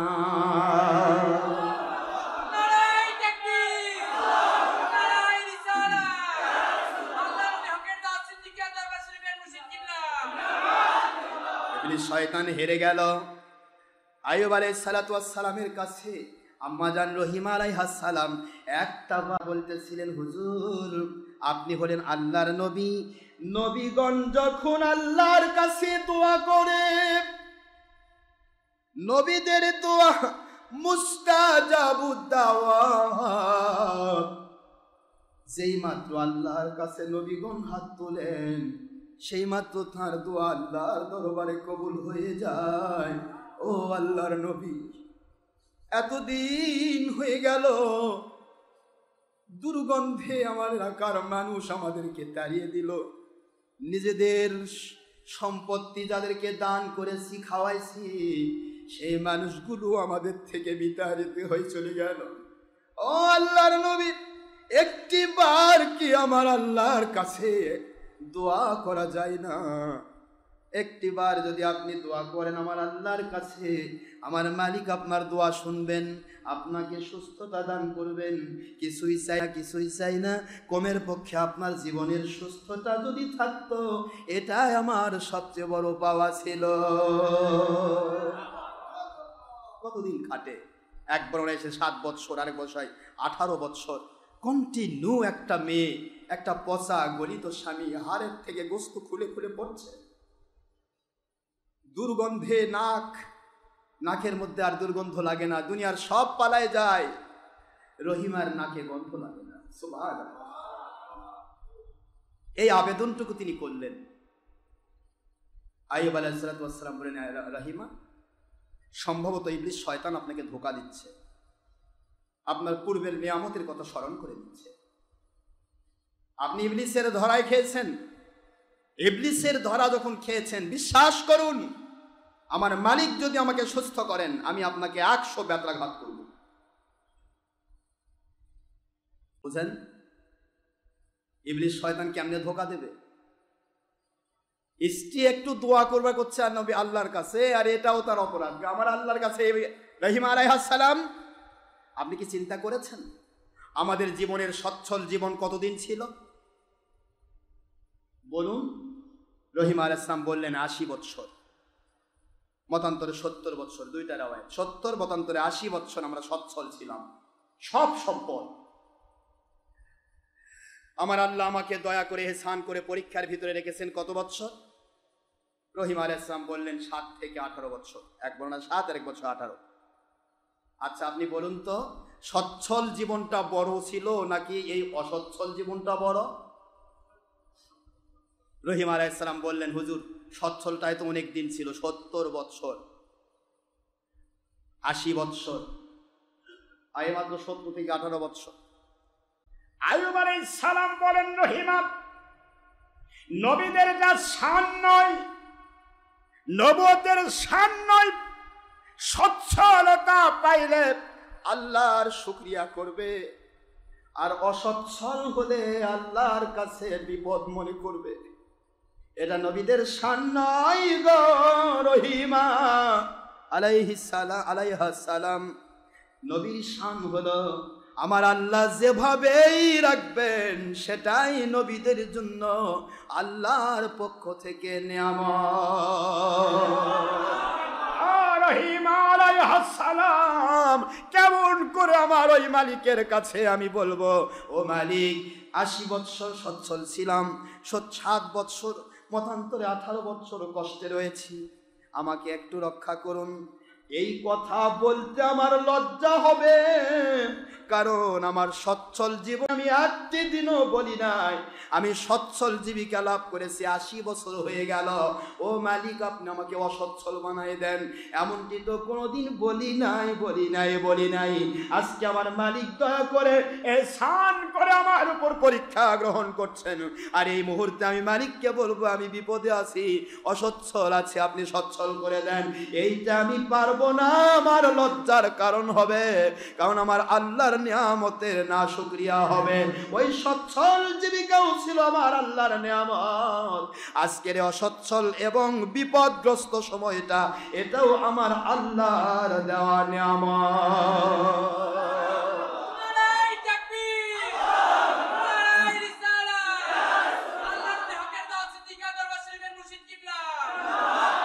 বলুন তো, এমন ধৈর্য আমাদের আছে? এতটুকু থাকা লাগবে না, এর একটু কিঞ্চিত কদাচিৎ সামান্যতম যদি আপনার মধ্যে থাকে, ওইটা আপনার নাজাতের ওসিলা হয়ে যাবে। নবী তো নবী, তিনি ডাকতেছেন না, কিন্তু এর জন্য তিনি অপরাধী মনে করেন, আল্লাহর নিয়ামতে নাশুকরি করলেন। আমার আল্লাহ যে আমাকে বিপদে ফেলেছেন, এটাও আমার আল্লাহর নিয়ামত। এই নাশুকরি করেছেন আপনি, যার কারণে আমি আপনাকে 100টা ব্যাট মারবো যদি আমি সুস্থ হই। সুবহানাল্লাহ, জোরে বলেন। কোন নবী? আসলে কি স্ত্রীকে মারা যায়? কথা মারেন নাকি আপনারা? ওই স্বামী আমার মুরিদ হওয়ার অধিকার রাখবে না যেই স্বামী তার স্ত্রীর উপর জুলুম করে। ওই স্ত্রী আমার মুরিদ হওয়ার অধিকার রাখবে না যেই স্ত্রী তার স্বামীর উপর জুলুম করে। ওই সন্তান আমার মুরিদ হওয়ার যোগ্যতা রাখে না যে সন্তান তার মা বাবার হক নষ্ট করে। ওই মা বাবা আমার মুরিদ হবেন না, দরকার নেই আমার মুরিদ বানানো, যে মা বাবা তার সন্তানের উপর জুলুম করে। কথা কি বুঝতে পেরেছেন? আমরা মানুষের হক আদায় করতে চাই, সকলের হক আদায় করবেন ফরজ, এর পাশাপাশি একজন হক্কানি ওলির কাছে সহবত নেওয়া ফরজ। ওলির কাছে আসবেন দুনিয়াতে আল্লাহ এবং আল্লাহ রাসূলকে মানার জন্য।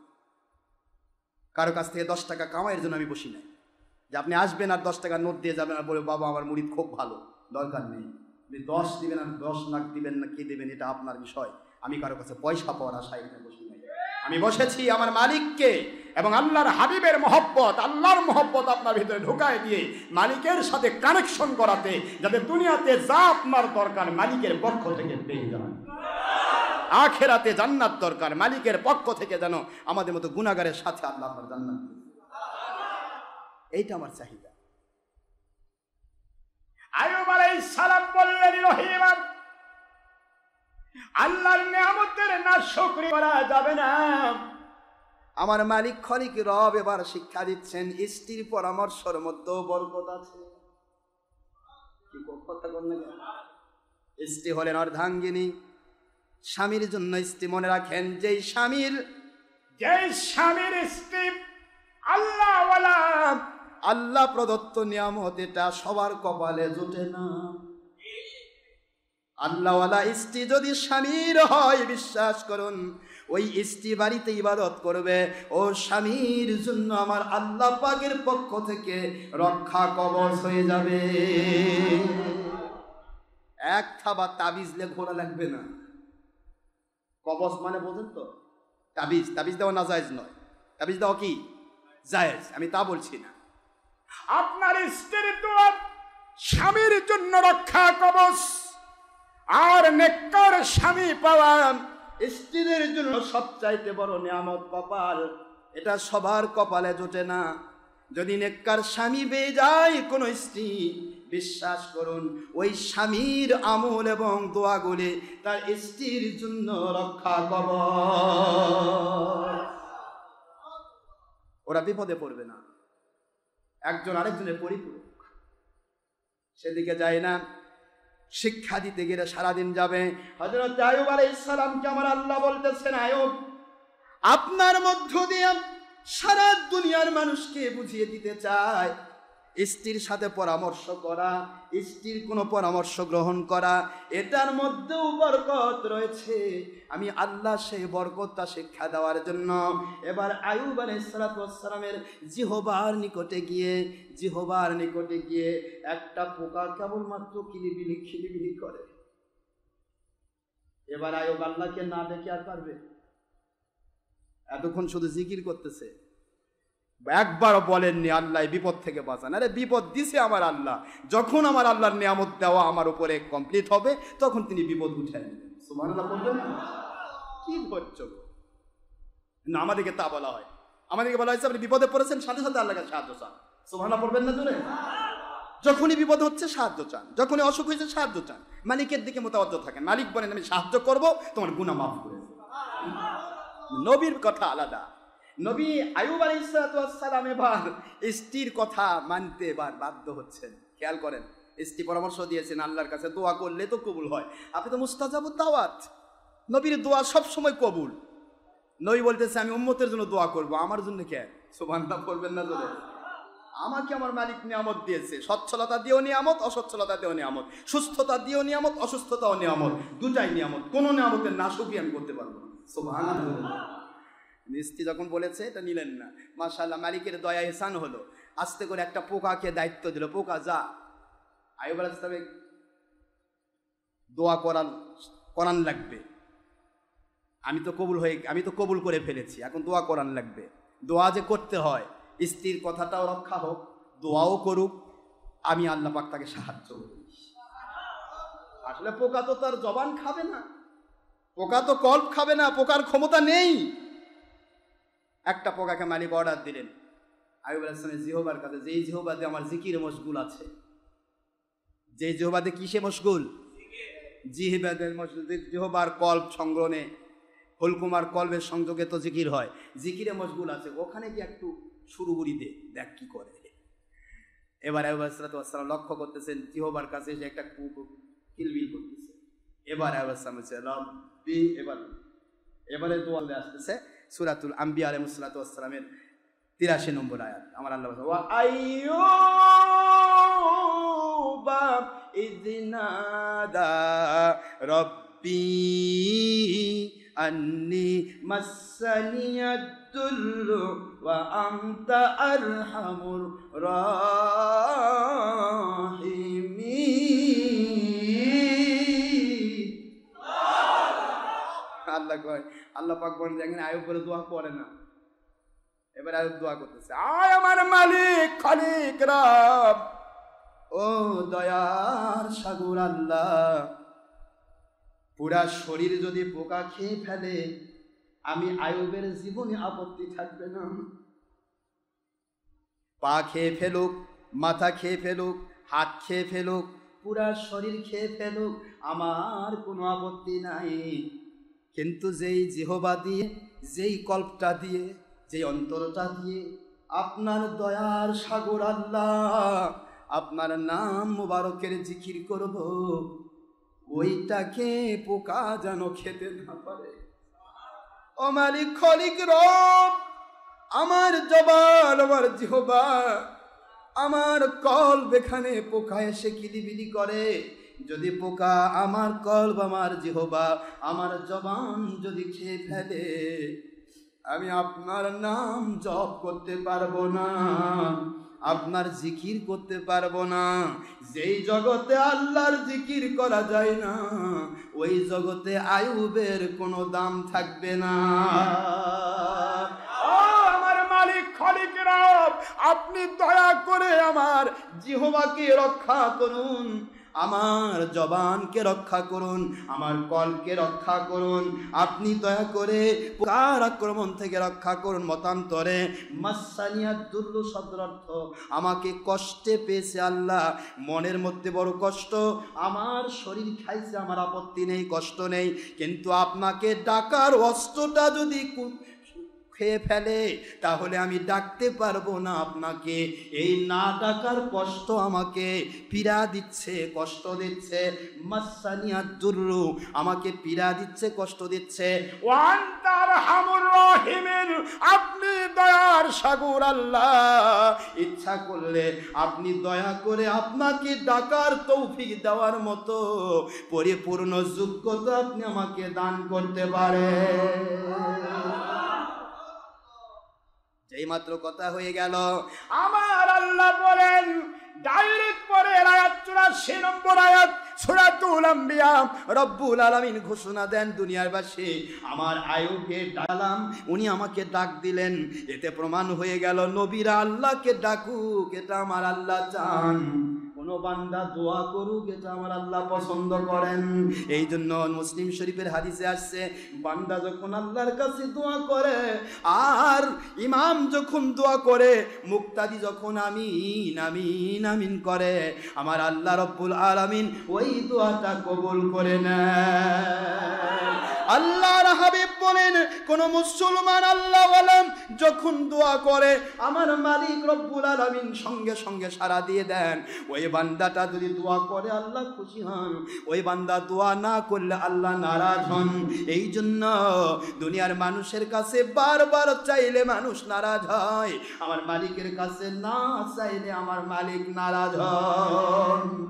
এই জন্য আল্লাহর কাছে চাইতে হয়। কিন্তু বাংলা সহ সারা পৃথিবীর বাতিল কোম্পানির মুন্সি ভাইয়েরা বলে দোয়ার দরকার নাই, নামাজি দোয়া। কি কোন আপনারা বলছে না নামাজি দোয়া? এর আগে তো কোনোদিন দেখি না কোনো মসজিদে জুতা চুরি হয়। এই যখন থেকে দোয়া ছাড়ে দৌড়ায় তখন থেকে জুতা চুরি শুরু হয়েছে। দোয়া ছাড়ে আর জুতা হাতত নেয়, নেপালায় অন্যের 2 নম্বর অন্যের জুতা নিয়ে চলে যায়। সবাই নয়, এর পাশাপাশি কিছু জুতা চুর থাকে। তো কি কথা করছেন না কেন? তো কাজে দোয়া ছাড়া যাবে না। দোয়া করাটা কি আমার নবীজির সুন্নাত। ফরজ নামাজের পরে দোয়া কবুল হয়, আজানের পরে দোয়া কবুল হয়। এটা কার কথা? আল্লাহর হাবিবের কথা। কাজে ফরজ নামাজের পরে দোয়া ছেড়ে চলে যাওয়া এটা কোনো আল্লাহর নবী প্রেমিক উম্মতের কাজ নয়, এটা নবীর দুশ্মন এজিদ বাহিনীর কাজ। এটা মনে রাখবেন, মনে থাকবে তো? নবীজি বলেছেন ফরজ নামাজের পরে দোয়া কবুল হয়। নামাজ যতই দোয়া হোক কিন্তু পরে দোয়া কবুল হয়। আজ এই হুজুরের কথাই মুমিনের কাছে ফাঁস থাকবে, ঠিক না? ঠিক যখন কাজে মুমিন কখনো নবীর কথা অমান্য করবে না, নবীজির কথার উপরে ভিত্তি করে সে চলবে। কাজে হুজুর বলেছেন ফরজ নামাজের পরে দোয়া কবুল হয়, দোয়া না করে যাওয়া এটা নবীজির পক্ষের মানুষের কাজ নয়। যতই আপনি আমার আমল করেন, নবীর সুন্নতের দরকার আছে না নাই? যাই হোক, এগুলো নিয়ে কথা বলে অনেক কথা হয়। আমাকে এক হাজি করছে, হুজুর মক্কা মদিনায় তো দোয়া নাই হুজুর। মাশাআল্লাহ, আপনার বয়স কত? ওই 84 বছর। 84 বছর বয়স, আপনি কোনো জীবনে দোয়া দেখেননি? কই না, বাংলাদেশে তো সারা জীবনই দোয়া করতেছি, কিন্তু মক্কা মদিনা, মক্কার পিছিয়ে নামাজ পড়লাম, মদিনা তো নামাজ পড়লাম, কই দোয়া তো হলো না। তাই দোয়া তো হলো না, তো ভালো কথা। মক্কা মদিনা দোয়া হয় এটা আমরা জানি, কিন্তু ইমাম অনেকক্ষণ পর দোয়া করে, এটা আপনি জানেন না। যাই হোক, আচ্ছা মক্কা মদিনার ইমাম কি নবী চেয়ে বলো? আমি ওনাকে জিজ্ঞাসা করি, আপনি কি বলতে পারবেন যে কাবা শরীফের ইমাম আর মদিনার ইমাম এই দুইজন আমার আখে নবী চেয়েও বড় নাকি? না না, তা হবে কেন? তা যদি তা না হয় তাহলে আপনার মুখে এ কথা শোভা পায় না, মক্কা মদিনা দোয়া হয় না। আখেরি নবী বলেছেন ফরজ নামাজের পরে দোয়া কবুল হয়, এরপরে মক্কার ইমামও যদি না করে ওটা আমার জানার বিষয় না, ও দোয়া না করেই জান্নাতে যাক, আমি আমার নবীকে ফলো করে জান্নাতে যেতে চাই। কথা ঠিক না? ঠিক কথা বলেন। এখানে কি দৃষ্টান্ত নিয়ে আসতেছেন? এটা তো শয়তানের ধোঁকা। ওনারা দোয়া না করেই জান্নাতে চলে যাক, আমাদের কোনো আপত্তি নেই, আল্লাহর জান্নাত বহুত আছে, ঠিক না ব্যাঠি? কিন্তু আমি আমার নবীকে অনুসরণ করে, নবীকে ভালোবেসে আমি নবী বলেছেন, নবী পাক সাল্লাল্লাহু আলাইহি ওয়াসাল্লাম বলেছেন ফরজ নামাজের পরে দোয়া কবুল হয়। এটা মক্কার ইমাম করলো না, মদিনা ইমাম করলো না, কে করলো ওদিকে তাকানোর সময় নেই। নবীর বেটাও যদি কয় আমার বাবা যেটা করছে সেটা ঠিক না, নবীর বেটারটা চলবে না, নবীরটা চলবে। সুবহানাল্লাহ পড়বেন না জোরে? এখানে কেন ধোকায় পড়ে না? 84 বছর পর যারা ধোকায় পড়তেছে, মামলেট মার্কা হাজি। হ্যাঁ, হাজি সাহেব বাংলাদেশ থেকে হজ করে গেছে, যাই হজ করে মামলেট হয়ে আসছে। কি ভাই ওখানে নামাজ, ওখানে দোয়া নাই, ওখানে এটা নাই, ওই নেই, কিনিমিনি করে গেলে তো কিনিমিনি করবে, হজ করে গেছিস নাকি? পাগল ছাগল কোথাকার, সারা জীবন তো 2 নম্বরই করে শেষ করছিস নিজে, ঘুষ খায়া, সুদ খায়া, খায়া, খায়া, কি কথা করছে, দুনিয়ার সব খায়া 22 নম্বর টাকা কামাই করে হজত গেছিস, হজত থেকে এখন মামলেট হয়ে আছে, ফতোয়া দিচ্ছে। এই রে বা কি ফতোয়া কয়, হজত তো ওখানে তো দোয়া নেই, দোয়া থাক না থাক তোর টেনশন কেন? কথা করছেন না কেন? কোথায় কি হচ্ছে? মক্কা মদিনার মানুষ কিছু না করেও জান্নাতে যেতে পারে, কারণ মক্কা মদিনাতে আমার নবীর বাস, আমার আখেরি নবীর ওসিলায় আল্লাহ তাদের মাফ করে জান্নাত দিতে পারে। ও ক্ষমতা মালিকের আছে, কিন্তু তুমি কোথায় যাবে? তোমার আমার আমলের দরকার আছে, ঠিক না? ঠিক জোরে কর না কেন? মক্কা মদিনা কোথা থেকে দলিল নিয়ে আসতেছ? আমার আল্লাহ বললেন ঢাকা সব শেষ করে দিচ্ছি দোয়া এটা। আল্লাহ বললেন ফাস্তাজাবনা লাহু, যেই মাত্র আইয়ুব আলাইহিস সালাম বললেন আমাকে আপনি রহমত করুন, আল্লাহ বলেন কারেন্টের মতো তাৎক্ষণিকভাবে আমি তার ডাকে সাড়া দিলাম। আকাশাফনা মা বিহি মিন দুররিন ওয়া আতাইনাহু আহলাহু। সুবহানাল্লাহ বলেন। আল্লাহ বলেন দুনিয়াবাসীরা, আমি হযরতে আইয়ুব আলাইহিস সালামকে বললাম আইয়ুব টেনশন করবেন না, আপনি আমার বান্দা ও নবী, আপনার টেনশন নেই, আপনি আপনার পরীক্ষায় পাস করেছেন, পাস করার কারণে আমি আল্লাহ রাব্বুল আলামিন আপনার পায়ের একটা কুয়া তৈরি করব, পা দিয়ে আঘাত করুন মাটির উপর, পাও দিয়ে কুয়া তৈরি হয়। সুবহানাল্লাহ পড়বেন না জোরে? আঘাত করুন। আইয়ুব আলাইহিস সালাম যেখানেই শুয়ে রয়েছেন নিচে পায়ের একটা টাচ করলেন, মুহূর্তের মধ্যে আমার আল্লাহর দয়া দিয়া সুপেয় পানির কুয়া হয়ে গেল। ওই কূপকে বলা হয় বের আইয়ুব আলাইহিস সালাম, আইয়ুব নবী আলাইহিস সালামের কূপ। ওই কূপের পানি আইয়ুব আলাইহিস সালামকে বলা হলো আইয়ুব আমি আল্লাহ পাক আপনাকে কষ্ট দিলাম, এই কারণে এই কূপের পানি যতদিন পৃথিবীতে থাকবে আপনার উম্মতদের অসুখ বিসুখের সাফা হয়ে যাবে। নবী আইয়ুব আলাইহিস সালাম এই কূপের পানি দিয়ে আপনি গোসল করুন, এই কূপের পানি আপনি পান করুন। আইয়ুব আলাইহিস সালাম পূর্বে যেরকম ছিলেন 80 বৎসর পর্যন্ত সৌন্দর্যের এক আধার, এবার তার চাইতেও আরো বেশি সুন্দর হয়ে গেলে।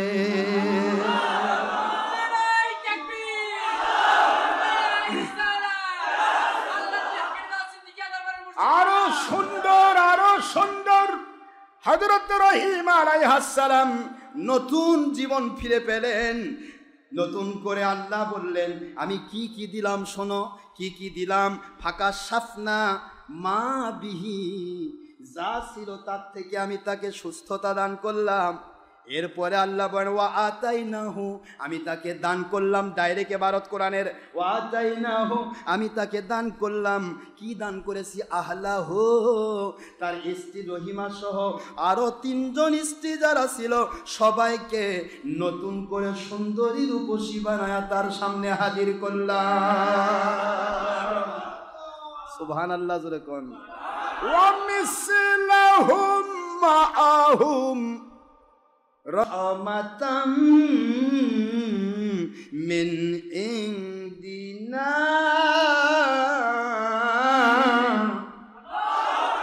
ওয়া মিসলাহুম মাআহুম, তার হাতির সালে যা হাতি ছিল তার চাইতে ডবল হাতি দিয়ে দিলাম, ঘোড়ার সালে যা ঘোড়া ছিল তার চাইতে ডবল ঘোড়া দিয়ে দিলাম, তার ভেড়া সালে যা ভেড়া ছিল হাজার হাজার তার ডবল ভেড়া দিয়ে দিলাম, দুম্বাতে ডবল করে দিলাম, উটকে ডবল করে দিলাম। সন্তানগুলি যেখানে ছিল, সন্তানগুলি ছিল প্রথমে 10, এর ডবল সন্তান হিসেবে আল্লাহ কুদরতি সন্তান দান করলেন। এরকম করে মিসলাহুম মাআহুম, যা আগে ছিল তার সমান আরো বেশি আমি দিয়ে দিলাম। রহমাতাম মিন ইন্দিনা, আমি আল্লাহর পক্ষ থেকে রহমত দিয়ে ভরে দিলাম। এরপরে আমার আল্লাহ বলেন এই আয়াতের শেষ অংশ, ও দুনিয়ার যত আবেদ বান্দা, আমার আবেদা বান্দিরা, ও মহিলা পুরুষ যিনি ইনসান, this notice only for believers, not protective person non Muslim who standards wall if male or female, young or adult or student O believers of this world. ও দুনিয়ার মুমিনেরা, মুমিনেরা, মুমিনেরা, পুরুষ হও, মহিলা হও, জিন হও, ইনসান হও, যুবক হও, যুবতী, বৃদ্ধ, বিদ্যা, ছাত্র ছাত্রী, যারাই আমার বান্দা বান্দি দাবি করবে, ওয়াজিকিরানিল আবিদিন, ওয়াজিকিরা, উপদেশ দিলাম, উপদেশ দিলাম, উপদেশ দিলাম, লিল আবিদিন, আমার বান্দা বান্দিদের জন্য কিয়ামত পর্যন্ত।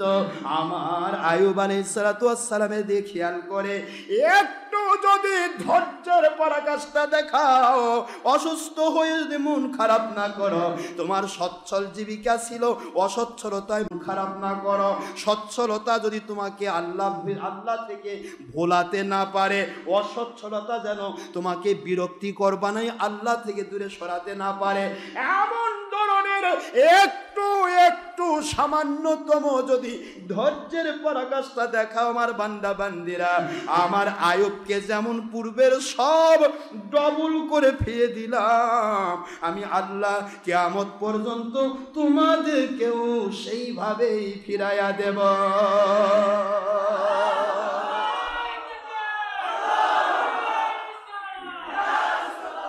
তাহলে আমরা বুঝতে পারলাম যে যদি কেউ ধৈর্য ধারণ করে, সে ধৈর্যের মর্যাদা আছে না নাই? সেটা কি এক না দুই গুণ? ডবল। জোরে বলুন সুবহানাল্লাহ।